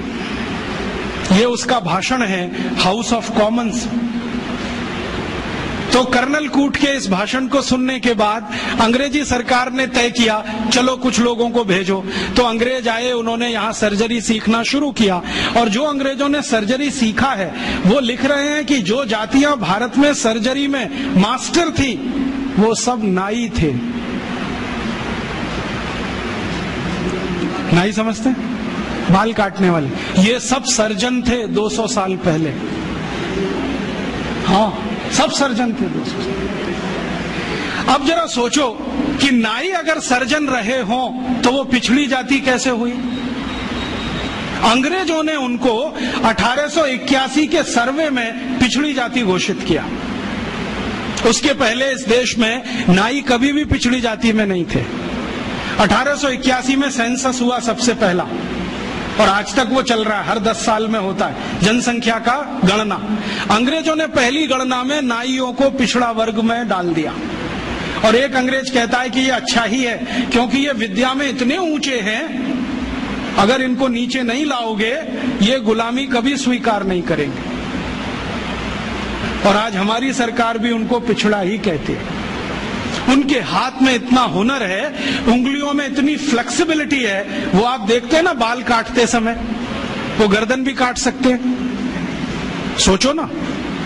और इतनी सफाई से उस तरह चलाते हैं, उस तरह से वो किसी ट्यूमर को भी काट के निकाल सकते हैं। ये सब बहुत बड़े सर्जन रहे। और आज से 200 साल पहले के दस्तावेज बताते हैं कि कांगड़ा और उसके आसपास, कुर्ग और उसके आसपास, मैसूर और उसके आसपास जितने सर्जरी सिखाने वाले केंद्र थे, उन सबके आचार्य नाई ही थे जातियों। ये सब सर्जन थे। और इन्होंने जो सर्जरी सिखाई है वो हिंदुस्तान के गांव-गांव फैलाई। फिर अंग्रेजों ने क्या किया, ये जो सर्जरी सिखाने वाले केंद्र थे इन सबको गैर कानूनी घोषित कर दिया। एक कानून बनाया जिसका दुर्भाग्य से नाम है इंडियन एजुकेशन एक्ट। उसमें इंडियन कुछ भी नहीं है, नाम उसका इंडियन एजुकेशन एक्ट। उस कानून में उन्होंने ये तय किया कि भारतीय विद्याओं को सिखाने वाले जितने भी केंद्र हैं वो सब गैर कानूनी। तो उन पे ताले डलवाए गए, नहीं डाले तो मरवाया गया, उनको आग लगवाई गई, कितने लोगों को जिंदा जला दिया। वो कहानी सुने तो आपकी आंखों से आंसू निकल आए। ये अत्याचार 100 साल हुआ, उसमें ये विद्या खत्म हो गई। और फिर बेईमान अंग्रेजों ने क्या किया कि यहां से सर्जरी सीखा और उनके अपने रिकॉर्ड्स में वो सब है। हिंदुस्तान को ये बताया कि देखो हम तुम्हें वापस सिखा रहे हैं। और यहां से सर्जरी सीखकर जो डॉक्टर बने लंदन में, उन्होंने fellow of the royal society की स्थापना की, जिसमें डिग्री लेने के लिए आज हमारे डॉक्टर जा रहे हैं। और उस प्रमाण पत्र को लाके दरवाजे पे बड़ा टांगते हैं। मैं देखो FRS, उसमें शहद लगा के चाटो तो विटामिन C भी ना मिले।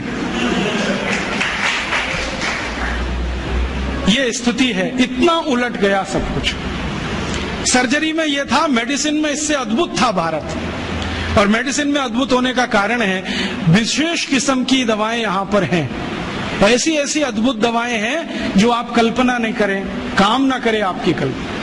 मैं आज भी ऐसे बहुत वैद्यों को जानता हूं जिनके पास कोई फॉर्मल एजुकेशन नहीं है, जो स्कूल कॉलेज में भी नहीं गए हैं। आपकी नाड़ी अगर पकड़ ली तो बता देंगे 7 दिन पहले से क्या क्या खा रहे हैं आप। और ज्यादा दूर नहीं है, इसी जयपुर शहर में उनका कोई फॉर्मल एजुकेशन नहीं है। वो सिर्फ नारी पकड़ते हैं। मैं गया हूं 2 बार, वो 7 दिन पहले का मुझे बता दिया, पिछले रविवार को ये खाया, सोमवार को ये खाया, मंगल को ये खाया, बुध को ये खाया। ये भाई कौन सा विज्ञान है? ये तो दुनिया से करोड़ों रुपए खर्च करके लाई गई मशीनें नहीं बता पाती कि हफ्ते भर पहले हमने क्या खाया था। और नाड़ी पकड़ के सारा का सारा डायग्नोज कर लेना कि आपको यही है और वही निकले, ये तो कुछ अद्भुत है। ये कोई सामान्य विद्या नहीं है भाई। मैंने ऐसे तमाम वैद्यों को देखा है जो नाड़ी पकड़ के बताते हैं कि आपको ट्यूमर है, गर्भाशय में है, यहाँ है, यहाँ है। और हम जब आधुनिक चिकित्सा शास्त्र में परीक्षण कराते हैं वही निकलता है। एक वैद्य तो मैंने ऐसे भी देखे हैं केरल में, कोटक्कला में, वो साइज बता देते हैं, इस साइज का है, नाड़ी पकड़ी और बता दिया इस साइज का है, और वही निकलता है। इसका माने इस भारतीय विद्या में कोई दम है, और वो दम अगर हमको दिखाई दे जाए तो आत्मविश्वास हमारा लौट आएगा और हमारी हीन भावना कुछ कम हो जाएगी, और हीन भावना कम हो जाए तो हम शायद दुनिया जीत लेंगे।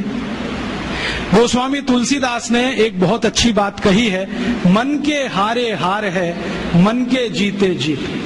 जो मन से हार गया वो सब कुछ हार गया। आप मन से हारना बंद कर दो, बहुत कुछ जीतने के लिए इस देश में। एक ताजा उदाहरण देता हूं। आजकल भारत में एक खराब बीमारी घुस गई है, चिकनगुनिया। लाखों लोग प्रभावित हैं। मैं 6 महीने से गांव-गांव घूम के उसका इलाज कर रहा हूं, और आपको सुनकर ताज्जुब होगा, ज्यादा लोगों को इलाज में मैं एक ही बात बताता हूं, तुलसी का काढ़ा पी लो, नीम की गिलोय होती है ना, उसको भी उसमें डाल लो, थोड़ा सूंठ डाल लो, थोड़ी छोटी पीपर डाल लो, बस ये 4-5 चीजें, और थोड़ा गुड़ डाल लो, क्योंकि ये कड़वा इतना है कि पी नहीं पाओगे। इतने मात्र से 3 खुराक में बीमारी ठीक हो रही है। और जो एलोपैथी से कर रहे हैं ना, बोवेरॉन के 3-3 इंजेक्शन ठोक दो, डाइक्लोफेनेक दे दो, और पैरासीटामोल भी दे दो, जो तुम्हारे पास है सब दे दो। 20-20 दिन से बिस्तर में पड़े तड़प रहे, 20-20 दिन से। अभी आज मैं आया भीलवाड़ा से, और आने का देरी का कारण भी यही है कि वहां 1 लाख लोग चिकनगुनिया से पीड़ित हैं। वहां डॉक्टर आते हैं, राजीव भाई जरा बताओ ना। मैंने कहा अपना इंजेक्शन खुद क्यों नहीं ठोक लेते? कहते हमें मालूम है इसके साइड इफेक्ट क्या है, तो पेशेंट को क्यों नहीं बताते? इतने हरामखोर हो, तुम्हें मालूम है कि इसका साइड इफेक्ट क्या है? वोवेरॉन लगाएंगे तो क्या होने वाला है? मुंह में छाले हो जाएंगे, गले में छाले हो जाएंगे, अल्सर भी हो सकता है, तुम जानते हो, फिर पेशेंट को क्यों नहीं बताते? ये हरामखोरी तुम में कहां से आ गई? अपने को इंजेक्शन ठोकोगे नहीं, उसको ठोकते जाओ, ठोकते जाओ, तुम्हें मालूम नहीं है ठीक नहीं होगा। फिर पैरासीटामोल देते जाओ, डाइक्लोफेनेक देते जाओ, नोवलजीन के इंजेक्शन लगाते जाओ, और दुर्भाग्य से एलोपैथी ने ये सब नाम 20 साल पहले बैन कर दिए। वो कहते हैं डाइक्लोफेनेक खराब है, पैरासीटामोल तो और भी खराब है, नोवलजीन तो 1984 से बैन है यूरोप में और अमेरिका में, वही इंजेक्शन यहाँ ठोक रहे हैं लगातार लगातार। दुष्परिणाम है कि मरीज ठीक ही नहीं हो रहे। और मैं आपको मेरा अपना तजुर्बा बताता हूं। आप में से कुछ विद्यार्थी होम्योपैथी के हैं। आप जानते हैं कि होम्योपैथी की बहुत सारी दवाएं आयुर्वेद से ही निकली। तुलसी है ना, उसी से ओसीमम है। ओसीमम की 3-3 खुराक देके कर्नाटक में 70,000 रोगियों को चलता कर दिया, और वो 20-20 दिन से एलोपैथी खा रहे थे, रिजल्ट नहीं आ रहा है। ओसीमम 200 की 3 खुराक सफिशिएंट, और आदमी 20 दिन से तड़प रहा है बिस्तर में, न नींद आ रही है, न चैन मिल रहा है, इतनी उल्टियां हो रही हैं, बुखार उतर नहीं रहा है, सब तकलीफ है। 3 डोज दो, खत्म कहानी। मैंने उसको फिर कुछ जरूरत ही नहीं।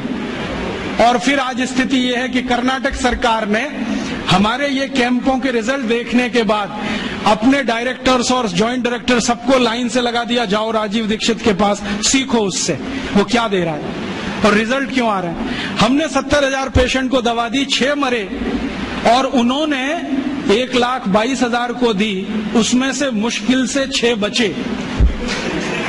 ये कर्नाटक का हाल है। कर्नाटक में चिकनगुनिया इतना बुरी तरह से फैला है, कोई गांव नहीं बचा जहां चिकनगुनिया ना हो। मेरी तो स्थिति यह है कि कार्यकर्ता कम पड़ गए, डॉक्टर कम पड़ गए।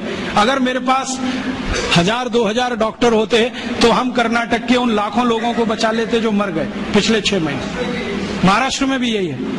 रिजल्ट मिलते हैं उन दवाओं से, तो भरोसा क्यों नहीं करें उनके ऊपर। ओसीमम तो तुलसी में से ही बनी है भाई, और तो क्या है, डाइल्यूशन फॉर्म में है, बस इतना ही तो है।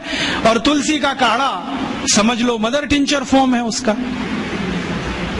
तो काढ़ा दे दो तो समझ लो मदर टिंचर दे दिया, और पोटेंसी में दिया तो डाइल्यूट करके दिया।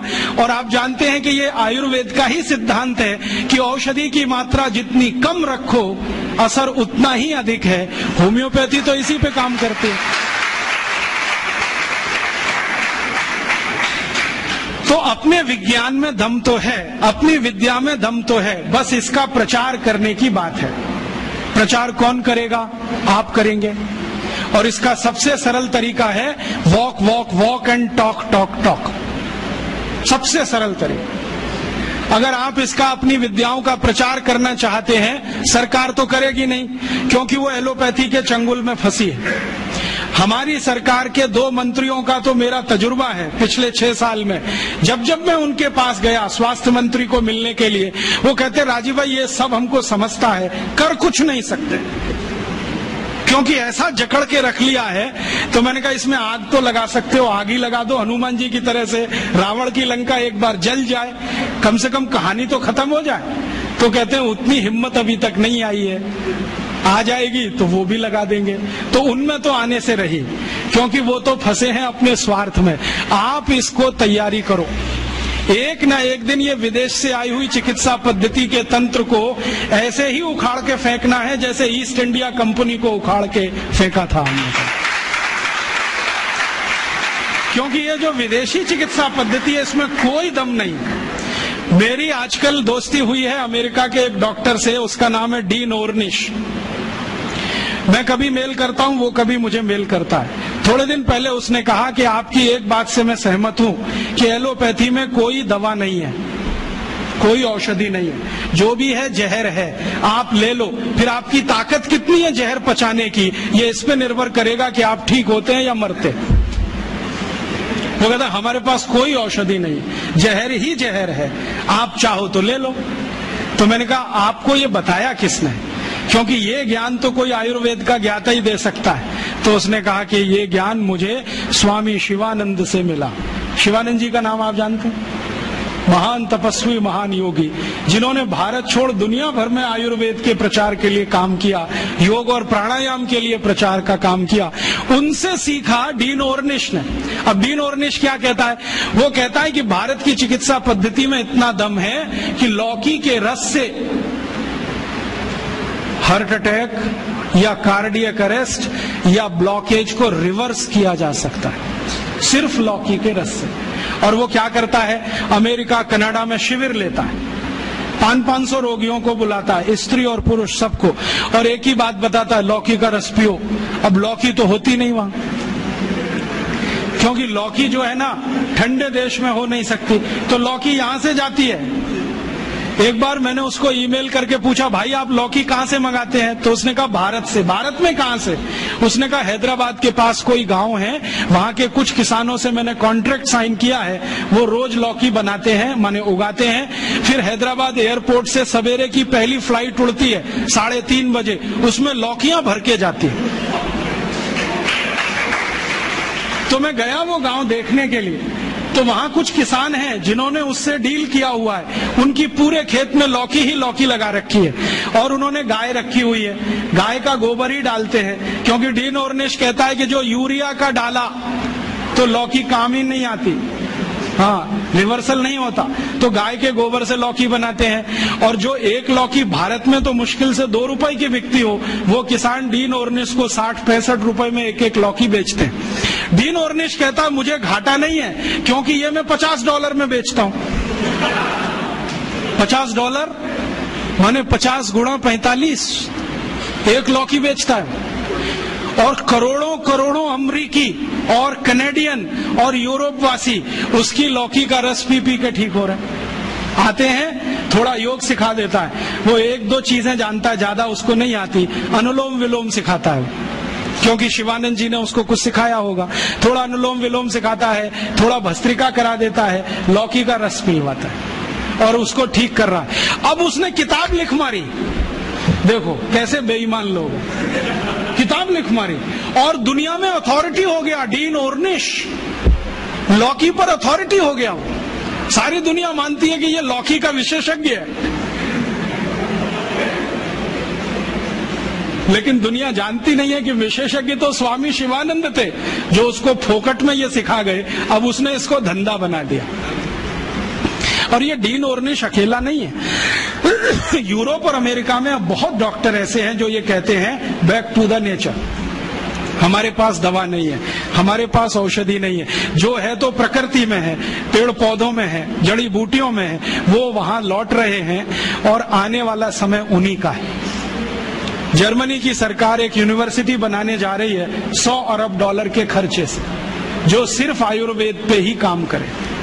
अमेरिका की सरकार अरबों डॉलर इन्वेस्ट कर रही है, क्योंकि अमेरिका की सरकार जानती है 20 साल के बाद यही चलने वाला है, तो धड़ाधड़ पेटेंट ले रहे हैं।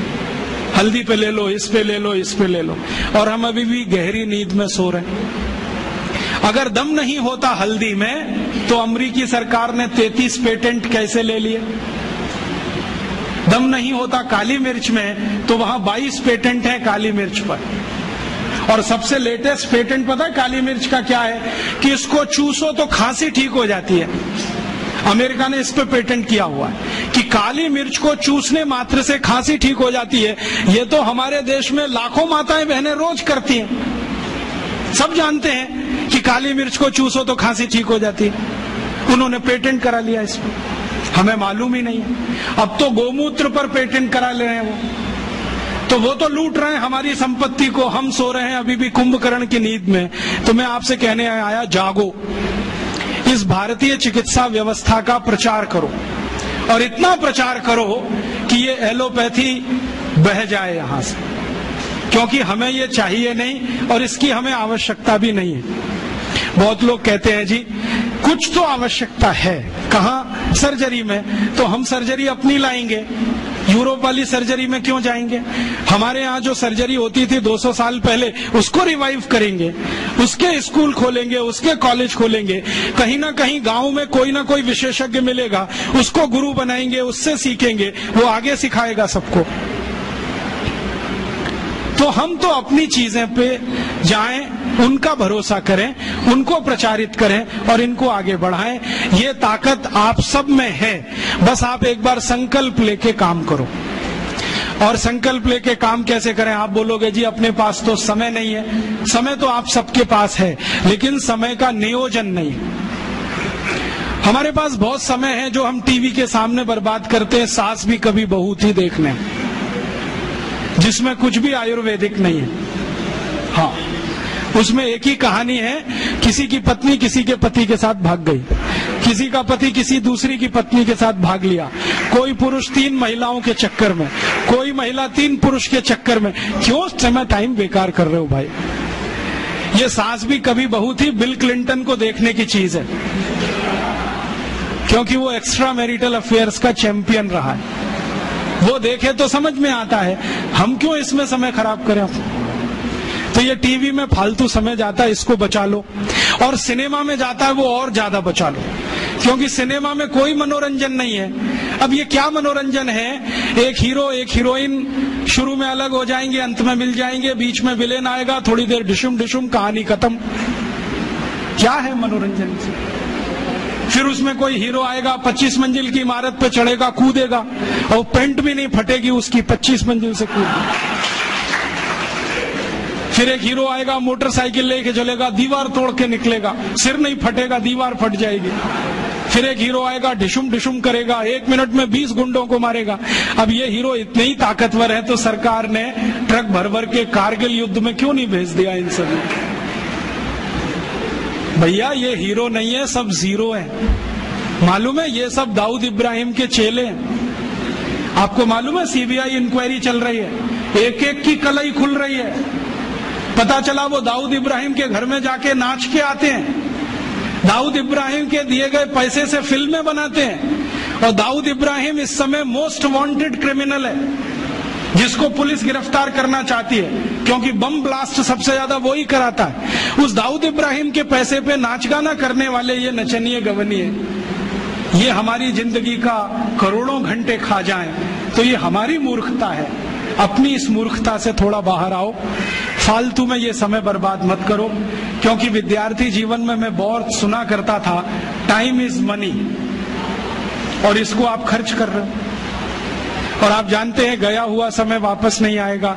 तो ये फालतू समय सिनेमा में, टीवी में जो बर्बाद कर रहे हो, इसको भारतीय चिकित्सा पद्धति के प्रचार में लगाओ।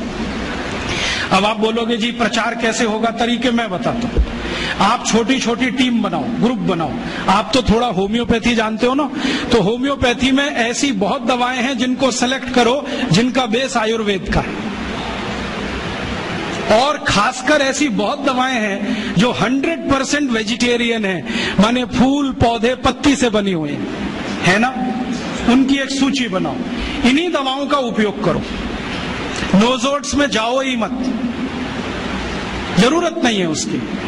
मैं होम्योपैथी पढ़ाई करके नहीं, पढ़ पढ़ के सीखा, और मैंने ये तय कर लिया कि जिंदगी में कभी नोजोट्स का इस्तेमाल नहीं करूंगा, कितना भी सीरियस पेशेंट आए।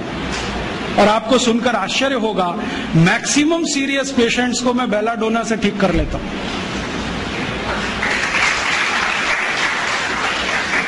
एक बार एक होम्योपैथिक कॉलेज के प्रिंसिपल ने मुझे पूछा कि राजीव भाई, आपकी बेलाडोना इतनी पसंदीदा मेडिसिन क्यों है? मैंने कहा ये सभी क्रोनिक केस क्लियर करती है। कैसे करती है? मैंने कहा ध्यान से देखो तो बहुत सारे पेशेंट में बेलाडोना ही निकलती है। हम ध्यान नहीं देते इसलिए इधर उधर भटकते रहते हैं। जब अकेली बेलाडोना इतने काम कर सकती है तो काय को ऐसी मेडिसिन में जाना जो अपनी चरित्र से, प्रकृति से, स्वभाव से मेल नहीं खाती। भारत में जानते हैं मैक्सिमम लोग शाकाहारी हैं, तो स्वभाव हमारा शाकाहारी पने का है, तो दवाएं भी वही सेलेक्ट कर लो जो शाकाहारी हैं। इन दवाओं की सूची बना लो और इनको लेके गांव गांव जाओ। रविवार में जब छुट्टी होती है 2-3 घंटे के चिकित्सा शिविर लगाओ, पहले उनको थोड़ा चिकित्सा का ज्ञान दो। हमारे देश में अब मुझे ये समझ में आने लगा है कि किसी भी भारतीय नागरिक को चिकित्सा सुविधा की जरूरत नहीं है, चिकित्सकीय ज्ञान की जरूरत है। हेल्थ फैसिलिटीज नहीं चाहिए, नॉलेज चाहिए। नॉलेज की बहुत कमी, और इतनी कमी है कि पढ़े लिखे लोग उससे ज्यादा पीड़ित हैं। छोटी छोटी बातें नहीं जानते। पानी को उबाल के पीना ये इतनी छोटी सी बात है, लेकिन आज के समय की बीमारियों में सबसे इफेक्टिव है, खासकर 3 महीने की ये जो। तो आप उनको बता दो भैया पानी उबाल के पियो, उबाल के पानी पीने से क्या होता है वो समझा दो उनको, 10 मिनट में समझ में आ जाए। फिर उनसे कहो कि खाना खाते हो तो कुछ ये खाओ ये मत खाओ, क्योंकि दिनचर्या ऋतुचर्या जो आयुर्वेद की है ना वो जरूर सीख लो। दिनचर्या और ऋतुचर्या जरूर सीखो, आयुर्वेद की बहुत आवश्यक है। और आपको मैं एक किताब का नाम बोल के जाता हूं, इसको पढ़ो। भगवत गीता जैसे पढ़ी जाती है, रामचरितमानस जैसे पढ़ी जाती है, उस किताब का नाम है अष्टांग हृदय। इसका एक दूसरा नाम भी है अष्टांग संग्रह, पुराना नाम अष्टांग हृदय। ये किताब का जो स्वस्थ व्रत है ना, वो ऐसे पढ़ो जैसे आप धार्मिक पुस्तक पढ़ते हो, और उसको बार बार पढ़ो तो याद हो जाएगा, कंठस्थ हो जाएगा। उसमें 2000 सूत्र हैं। ये सूत्र लोगों को बताना शुरू कर दो। छोटे छोटे सूत्र हैं, जैसे खाना खाने के बाद पानी मत पियो, स्वस्थ रहना है जिंदगी भर तो खाने के 1 घंटे के बाद पानी पियो। क्यों नहीं पिए वो आप सब जानते हो, सरल भाषा में उनको समझा दो। फिर उनको बोलो पानी पियो तो घूंट भर भर के पियो, सिप करके पियो, ताकि ज्यादा लार शरीर में जाए, वात पित्त कफ तीनों संतुलित रहे। ठंडा पानी कभी मत पियो। मैंने दुनिया में ठंडे पानी पीने वालों को बहुत देखा है। यूरोप और अमेरिका के लोग चिल्ड वाटर पीते, बर्फ का पानी फ्रिज में रख के पीते हैं। परिणाम जानते हैं क्या होता है? सवेरे जब टॉयलेट रूम में जाते हैं तो 1-1 घंटे बाहर ही नहीं आते। उनको पूछो भाई तुम क्या कर रहे थे 1 घंटे वहां? तो कहते हैं न्यूज़पेपर पढ़ रहे थे, मैगजीन पढ़ रहे थे। क्यों पढ़ रहे थे? स्टूल पास नहीं होता। क्यों नहीं होता? कॉन्स्टिपेशन है, जोर लगाना पड़ता है फिर भी नहीं होता। गाना भी गाते हैं मेरे सपनों की रानी कभी आएगी, फिर भी नहीं आती। और अंतिम दुष्परिणाम पता है क्या होता है? उनको पेट साफ तो होता नहीं, तो सांस में से भयंकर बदबू आती है। किसी अमेरिकन यूरोपियन के नजदीक बैठ जाओ, अगर वो लिस्ट्रीन स्प्रे करके नहीं आया तो 1 मिनट नहीं बैठ सकते। हर समय उनको माउथ फ्रेशनर स्प्रे करना पड़ता है, क्योंकि अंतड़ियां साफ नहीं है, कब्जियत है, मल भरा हुआ है, उसमें कचरा जमा है। फिर उनके पसीने में से भी बदबू आती है। क्यों? कब्जियत बहुत है। और पसीने की बदबू दूर करने के लिए डिओडोरेंट स्प्रे करते रहते हैं। और आप तो सब जानते हो कि अगर कब्जियत है तो बाल भी कड़क रहते हैं, तो उन कड़क बाल को सॉफ्ट करने के लिए क्या क्या सब करते हैं, शैम्पू लगाते हैं, शैम्पू के बाद पता नहीं क्या क्या लगाते हैं। ये सब वो जो करते हैं ना, उनकी मजबूरी है, स्टेटस सिंबल नहीं है। इसको अपने दिमाग से निकाल दो कि ये कोई स्टेटस सिंबल। तो सरल भाषा में समझाओ, ठंडा पानी पीने से ये होता है, मत पियो, समझ जाएंगे। फिर उनको बोलो सवेरे उठो तो सबसे पहले पानी पियो। फिर उनसे बोलो खाना खाओ तो बैठ के खाओ, कभी भी खाना खाओ तो पूर्व दिशा में मुंह करके खाओ, सो तो पूर्व दिशा में। ये अष्टांग हृदय में इतने अद्भुत छोटे छोटी बातें हैं तो संस्कृत में है, लेकिन अब तो उसका हिंदी भी आने लगा है। तो हिंदी ले लो, हिंदी वर्जन ले लो, इसको पढ़ो, बार बार पढ़ो और ये जाके गांव में सबको बताओ। फिर उनको कहो देखो ये तो है स्वस्थ रहने के लिए, अब तुम बीमार पड़ो तो बताओ तुम्हारी बीमारी क्या है। ये बीमारी है तो ये दवा है, ये बीमारी है तो ये दवा है। और मेरा आपसे एक निवेदन जरूर है कि अगर आप होम्योपैथी से भी इलाज करो तो उसकी मूल दवा जरूर बता दो। उनको ये ग्रीक और रोमन नाम में मत फंसाओ। आप कहोगे जी मैं तो ऑसीमम दे रहा हूं, ये उनको कहो ये तो तुलसी का रस है भैया, तुम्हारे घर में फूलों से बनी हुई है, आसानी से मिलती है, जयपुर में मिलती है, दिल्ली में मिलती है। भंडारी वालों को अक्सर ऑर्डर दे के रखो, हमको इतनी भेजो। उनको जो पता चल गया कि आप प्रचार के लिए कर रहे हो तो मुफ्त में भी दे देंगे आपको।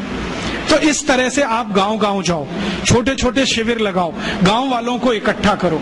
गांव वाले बहुत दुखी हैं, शहर वाले भी दुखी हैं। वैसे तो वो दुखी हैं, इसका यही सबूत है कि रामदेव जी आए जयपुर में सवेरे 4 बजे तो सब लोग पहुंच जाते हैं वहां, पैसा भी देते हैं, समय भी देते हैं। और 4 बजे रामदेव जी कहें टांग ऊपर उठा लो तो उठा लेते हैं, कहें सिर नीचे कर दो तो कर लेते हैं, ऐसे कर लो तो कर लेते हैं। क्यों?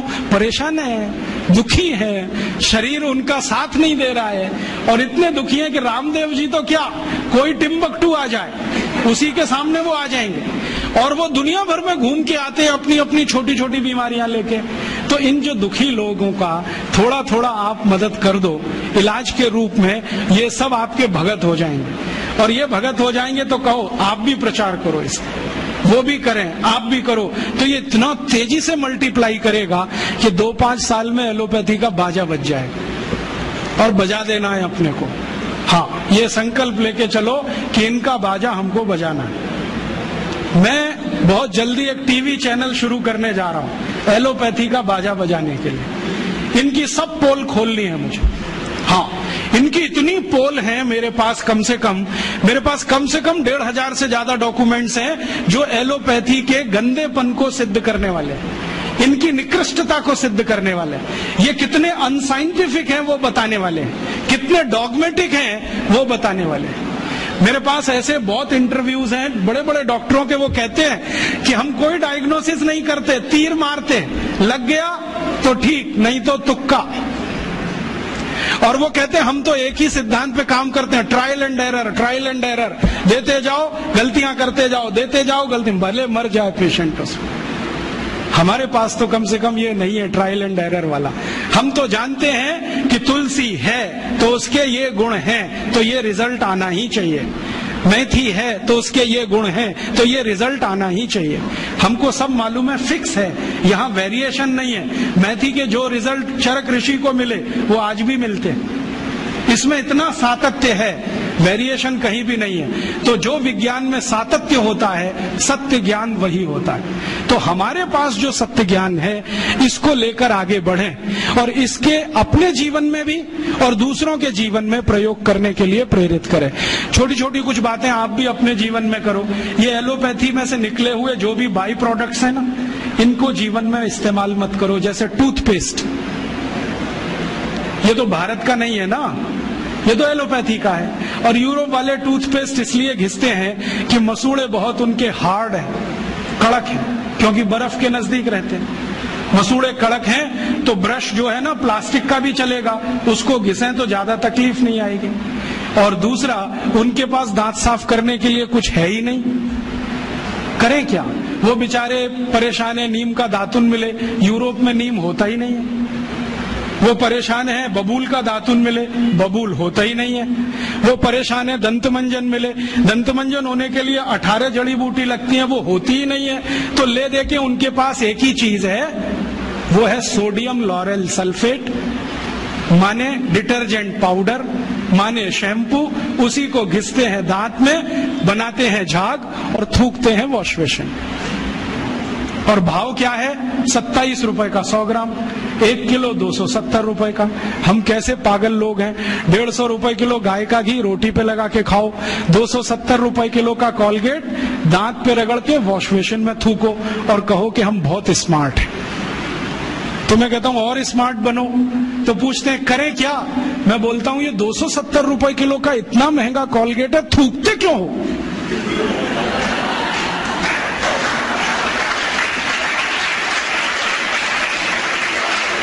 इसी कॉलगेट को रोटी पे लगा लगा के खाओ। और वो कहते भी हैं कि इसमें कैल्शियम है, इसमें मिनरल्स हैं, तो खाओगे तभी तो काम आएगा। और खा नहीं सकते तो इंजेक्शन ले लो कॉलगेट के, नहीं तो एनीमा तो ले ही लो, नहीं तो काम कैसे आएगा वो कॉलगेट। इस मूर्खता में मत फंसो। ये कॉलगेट, क्लोजअप, पेप्सोडेंट, सिबाका, फॉरेंस यूरोप की मजबूरी है, उनके यहाँ कुछ नहीं है। हमारे यहाँ पता है क्या है? आयुर्वेद में दांत साफ करने के लिए 12 जड़ी बूटियां, 12 तरह के वृक्ष की डंडी, नीम की दातुन चैत्र के महीने में, सुनो जरा इसको गंभीरता से, हर महीने में अलग दातुन, नीम की दातुन चैत्र के महीने में, बैसाख में बबूल की दातुन, आषाढ़ में आम की दातुन, और मैंने देखा हर महीने में विशेष दातुन। और इतना माइक्रो स्टडी किया गया हजारों साल कि चैत्र के महीने में शरीर की प्रकृति ऐसी रहती है तो नीम ही है जो बैलेंस कर सकता है, तो नीम की दातुन। बैसाख के महीने में ऐसी प्रकृति है तो बबूल बैलेंस करता है, तो बबूल का दातुन। आषाढ़ में ऐसा है तो आम बैलेंस करता है, ये बैलेंस कर। तो इतने बड़े साइंस को छोड़कर आप फंस गए वो कॉलगेट में। खत्म करो ये कॉलगेट। हम तो मजबूर नहीं है, गांव गांव में नीम मिलता है, बबूल मिलता है, तो नीम बबूल का दातुन करो, नहीं मिलता तो दंतमंजन करो। ऐसे यूरोप से आए हुआ ये जो शैम्पू है, ये वो लगाते हैं इसलिए कि बाल कड़े हैं, कड़क है। कड़क इसलिए कि पेट साफ नहीं है, कब्जियत है। आपको शैम्पू की क्या जरूरत है? आपको बाल ही साफ करने हैं तो आयुर्वेदिक औषधि है आंवला, रीठा, शिकाकाई, गांव गांव मिलती है, कहीं से भी ले लो, इकट्ठा करके डिब्बे में रख लो, बराबर मात्रा में मिला लो, 1 चम्मच गर्म पानी में डालो, सवेरे उस पानी से बाल धो लो। फिर कोई कहेंगे जी डैंड्रफ हो जाता है, तो उसके लिए नींबू का रस जिंदाबाद। नींबू के रस में थोड़ा गुड़ मिला दो और उसको बाल में लगा लो, सब डैंड्रफ निकलता है। एलोवेरा जिंदाबाद। ग्वार पाठा कहीं भी मिलता है, उसका रस ले लो, बालों में लगा लो, एकदम ठीक कर देगा। अपने पास कुछ कमी नहीं, तो अपनी जिंदगी में ये एलोपैथी निकालो। सवेरे ही सवेरे उठते हो, चाय पी लेते हो, कॉफी पी लेते हो। आयुर्वेद कहता है कि ये जो चाय कॉफी पिए तो जिंदगी भर बीमारी ही बीमारी। सवेरे का दिन शुरू करो पानी से, चाय कॉफी से नहीं, तो अपने आप स्वस्थ रहोगे। तो अपने जीवन में भी थोड़ा आयुर्वेद को लाओ। अपने जीवन में खान पान आयुर्वेद के हिसाब से, रहन सहन आयुर्वेद के हिसाब से, आचार व्यवहार आयुर्वेद के हिसाब। खान पान माने जो भारतीय है वही रखो। यूरोपीय अंग्रेजी खान पान, pizza, burger, hot dog, cold dog, chow mein, noodles, क्यों फंस गए इसमें? नाम भी बड़े विचित्र हैं। हॉट डॉग गरम कुत्ता, कोल्ड डॉग ठंडा कुत्ता।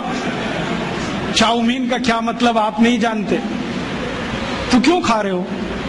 अपने यहाँ बहुत कुछ है खाने पीने के लिए। भारत तो ऐसा अद्भुत देश है कि जिस दिन जन्म लिया और जिस दिन मरो, हर दिन एक नई डिश बना के खा सकते हो। इतनी वैरायटीज हैं इस देश में। ये यूरोप में तो पाव और भाजी माने बर्गर, पिज्जा, ये सब पाव से ही बनता है। वो उनकी मजबूरी है, क्योंकि गेहूं तो है उनके यहाँ, गेहूं अपने यहाँ भी है, गेहूं का आटा बनाते हैं, हम भी बनाते हैं। आटे को गूंदना नहीं आता उनको, क्योंकि वो टेक्नोलॉजी आज तक वो सीख नहीं पाए और हमने शायद ट्रांसफर भी नहीं किया होगा। तो आटा गूंदना नहीं आता, आटे को सड़ाना जानते हैं, तो सड़ाते हैं उसको, 20-20 दिन सड़ता है और वो सड़े हुए आटे से पाव ही बन सकता है, ब्रेड ही बन सकती है। हम तो आटे को गूंदना जानते हैं, गूंदे हुए आटे में 48 मिनट के अंदर कुछ भी बना लो, पूरी है, कचौरी है, रोटी है, पराठा है, नान है, क्या क्या सब बना लो। उनका सड़ा हुआ आटा दो ही चीज बनाएगा, पाव रोटी, डबल रोटी। तो वो पाव रोटी डबल रोटी खाते मजबूरी है, कुछ आता नहीं बनाना, हम क्यों खाएं ये सब? और वहां पाव रोटी खाएंगे सड़ी हुई, तो इसको पचाना है तो कोई एसिडिक चीज पीनी पड़ेगी, तो वो पेप्सी कोक पीते हैं, क्योंकि खाया कचरा है तो पचाना भी वही कचरा, इसलिए पेप्सी कोक पीते हैं। हमको क्या जरूरत है पीने की? हम तो गर्म देश में रहते हैं, हमको तो जरूरत नहीं है। और अगर पेप्सी कोक पीना है तो सोच कर पियो कि इसमें वही एसिड है जिससे टॉयलेट क्लीनर बनता है, और उतना ही एसिड है जितना टॉयलेट क्लीनर में होता है। मैंने एक बार पेप्सी का पीएच कैलकुलेट किया था, 2.4 है, और फिनाइल का पीएच भी 2.4 है, हार्पिक का पीएच भी 2.4 है। तो एक दिन मैंने सोचा हार्पिक से टॉयलेट साफ होता है तो पेप्सी से भी होना चाहिए। मैंने किया और एकदम झकाझक सफेद से।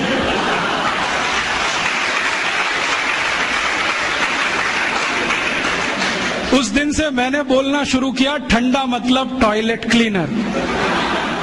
और हम पीते हैं, अकेले नहीं, घर में आने वाले मेहमान को भी पिलाते।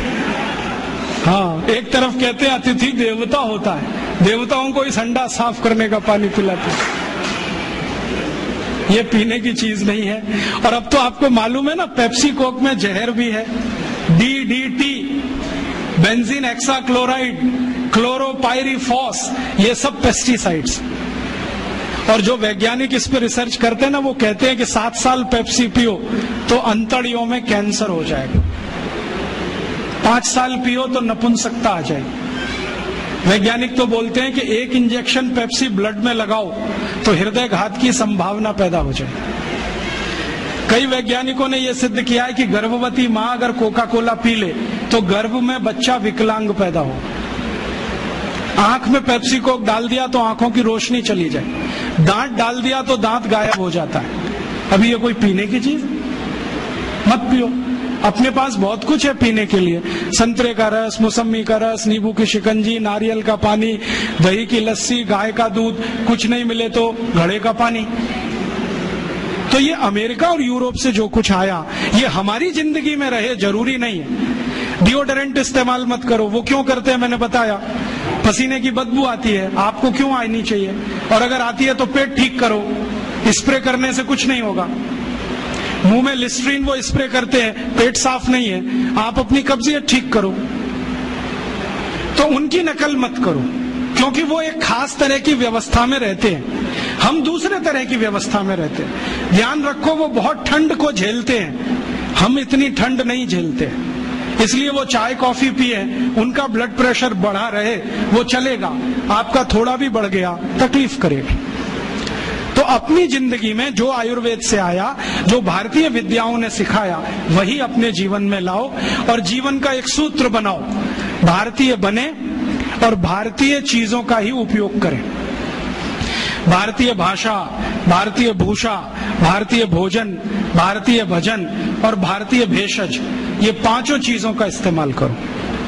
भोजन मैंने बता ही दिया। भूषा आप जानते हो, अपनी भारत की भूषा और इंग्लैंड जमीन आसमान का अंतर है। वो ठंड वाले जगह रहते हैं, टाई सूट पहनना उनके लिए मजबूरी है, हमको टाई सूट पहनने की कोई मजबूरी नहीं। अगर 50 डिग्री तापमान में हम सूट और पैंट और टाई पहन के घूमें तो मूर्खों के मूर्ख ही दिखेंगे। बहुत लोगों को मैंने देखा है, शादी करने जाते हैं, घोड़े पे चढ़ते हैं, टाई और 3 पीस सूट पहन के बैठते हैं, जून के महीने में भयंकर गर्मी, सुपर इडियट बन के जाते हैं। और उनको पूछो भाई ये क्यों कर रहे हो, तो कहते हैं आज तो कर लेने दो, शादी का दिन है, मैंने आज ही सुपर इडियोसिटी दिखानी है आपको शादी के दिन। ये मत करो आप, उनकी भूषा नहीं है, हमारे काम की नहीं है, उनकी भाषा भी हमारे काम की नहीं है। उनकी भाषा में बहुत सारे शब्द ऐसे हैं जो आप बिना जाने इस्तेमाल मत करो। जैसे कई बार मैं कई लोगों के घर में जाता हूं, अधकचरे लोग पता है कैसी बात करते हैं, ओ Rajiv Dixit, she is my Mrs. तो मैं पूछता हूं really she is your Mrs? क्योंकि यूरोप में मिसेस का अर्थ जानते हैं, धर्म पत्नी को छोड़कर कोई भी महिला वो मिसेस होती है, क्योंकि वहां शादी करने की परंपरा नहीं है। 70% लोग बिना शादी के रहते हैं। ऐसे ही वो मिस्टर बात करते हैं, हम क्यों करें? वो आंटी अंकल बोलते हैं क्योंकि उनके यहाँ कोई रिलेशनशिप नहीं है, परिवार नहीं है, तो परिवार संस्था के कारण संबंध नहीं है। हमारे यहाँ चाचा है, चाची है, मामा है, मामी है, मौसा है, मौसी है। भारतीय भाषा में थोड़ी दम ज्यादा है, इसका ही जीवन में है। तो भारत की भाषा, भारत की भूषा, भारत का भोजन, भारत का भजन, भजन माने संगीत, भारतीय संगीत। ये रॉक और पॉप, इसमें मत फंसो, ना तो कर्ण प्रिय है ना शरीर के स्वास्थ्य के लिए अच्छा है। भारतीय संगीत इतना स्लो, इतना मधुर कि आपको म्यूजिक से ही बहुत सारी बीमारियां ठीक हो जाएं। आपको मालूम है कभी म्यूजिक थेरेपी रहा है इस देश में, तो वो तो इतनी ऊंचाई वाला है। तो भारतीय भजन और भारतीय भेषज माने औषधि जितना बने उतना जीवन में आप करो, दूसरों को करने के लिए प्रेरित करो, तो एक दिन ये विदेशी विद्या चली जाएगी। और ये गई तो फिर इस देश को निरोगी रखना, निरापद रखना आसान हो जाएगा। और तब शायद ये सिद्ध होगा, सर्वे भवन्तु सुखिने सर्वे सन्तु निरामया सर्वे भद्राणि पश्यन्तु मां कश्चित् दुख भाग भवेत्। तो ऐसा मैं आपसे निवेदन करता हूं, आप इसको स्वीकार करें और दूसरों को स्वीकार करने के लिए प्रेरित करें। तो आपका आभार। जितना कुछ मैंने बोला, अगर ये पढ़ना हो तो इसकी छोटी छोटी कुछ किताबें बनी हैं, वो नीचे आप जाओगे तो स्टॉल पे आप ले सकते हैं। सीडी बनी है, वो ले सकते हैं। सीडी और किताबों पर मेरा कोई कॉपीराइट नहीं है, सबको कॉपी करने का कंप्लीट राइट है, क्योंकि भारतीय विद्याओं पर कॉपीराइट नहीं होता। ज्ञान मेरा नहीं है, सबका है। मैंने लिया, आपको दिया, आप किसी और को दो, ये है भारतीयता। यूरोप में होता ज्ञान को पकड़ के रखो, बेचो इसको भी, हम बेचने में नहीं मानते। तो आप सुनो, दूसरों को सुनाओ, इन्हीं विषयों की सीडी को कॉपी कर करके बांटो, तो शायद इसमें मदद मिले और ये इतना तेजी से फैले कि जैसे कभी स्वदेशी आंदोलन चला वैसा ही फिर एक आंदोलन चले। और ये साल कुछ विशेष है, भारत में वंदे मातरम का 100वां साल है, स्वदेशी आंदोलन का भी 100वां साल है। 1906 में स्वदेशी आंदोलन शुरू हुआ, 1906 से वंदे मातरम पूरे देश में सार्वजनिक रूप से गाया गया। तो इस ऐतिहासिक वर्ष में कुछ ऐतिहासिक काम हम करें, उसके लिए ईश्वर आपको प्रेरणा दे, ऐसी भावना के साथ आभार, धन्यवाद।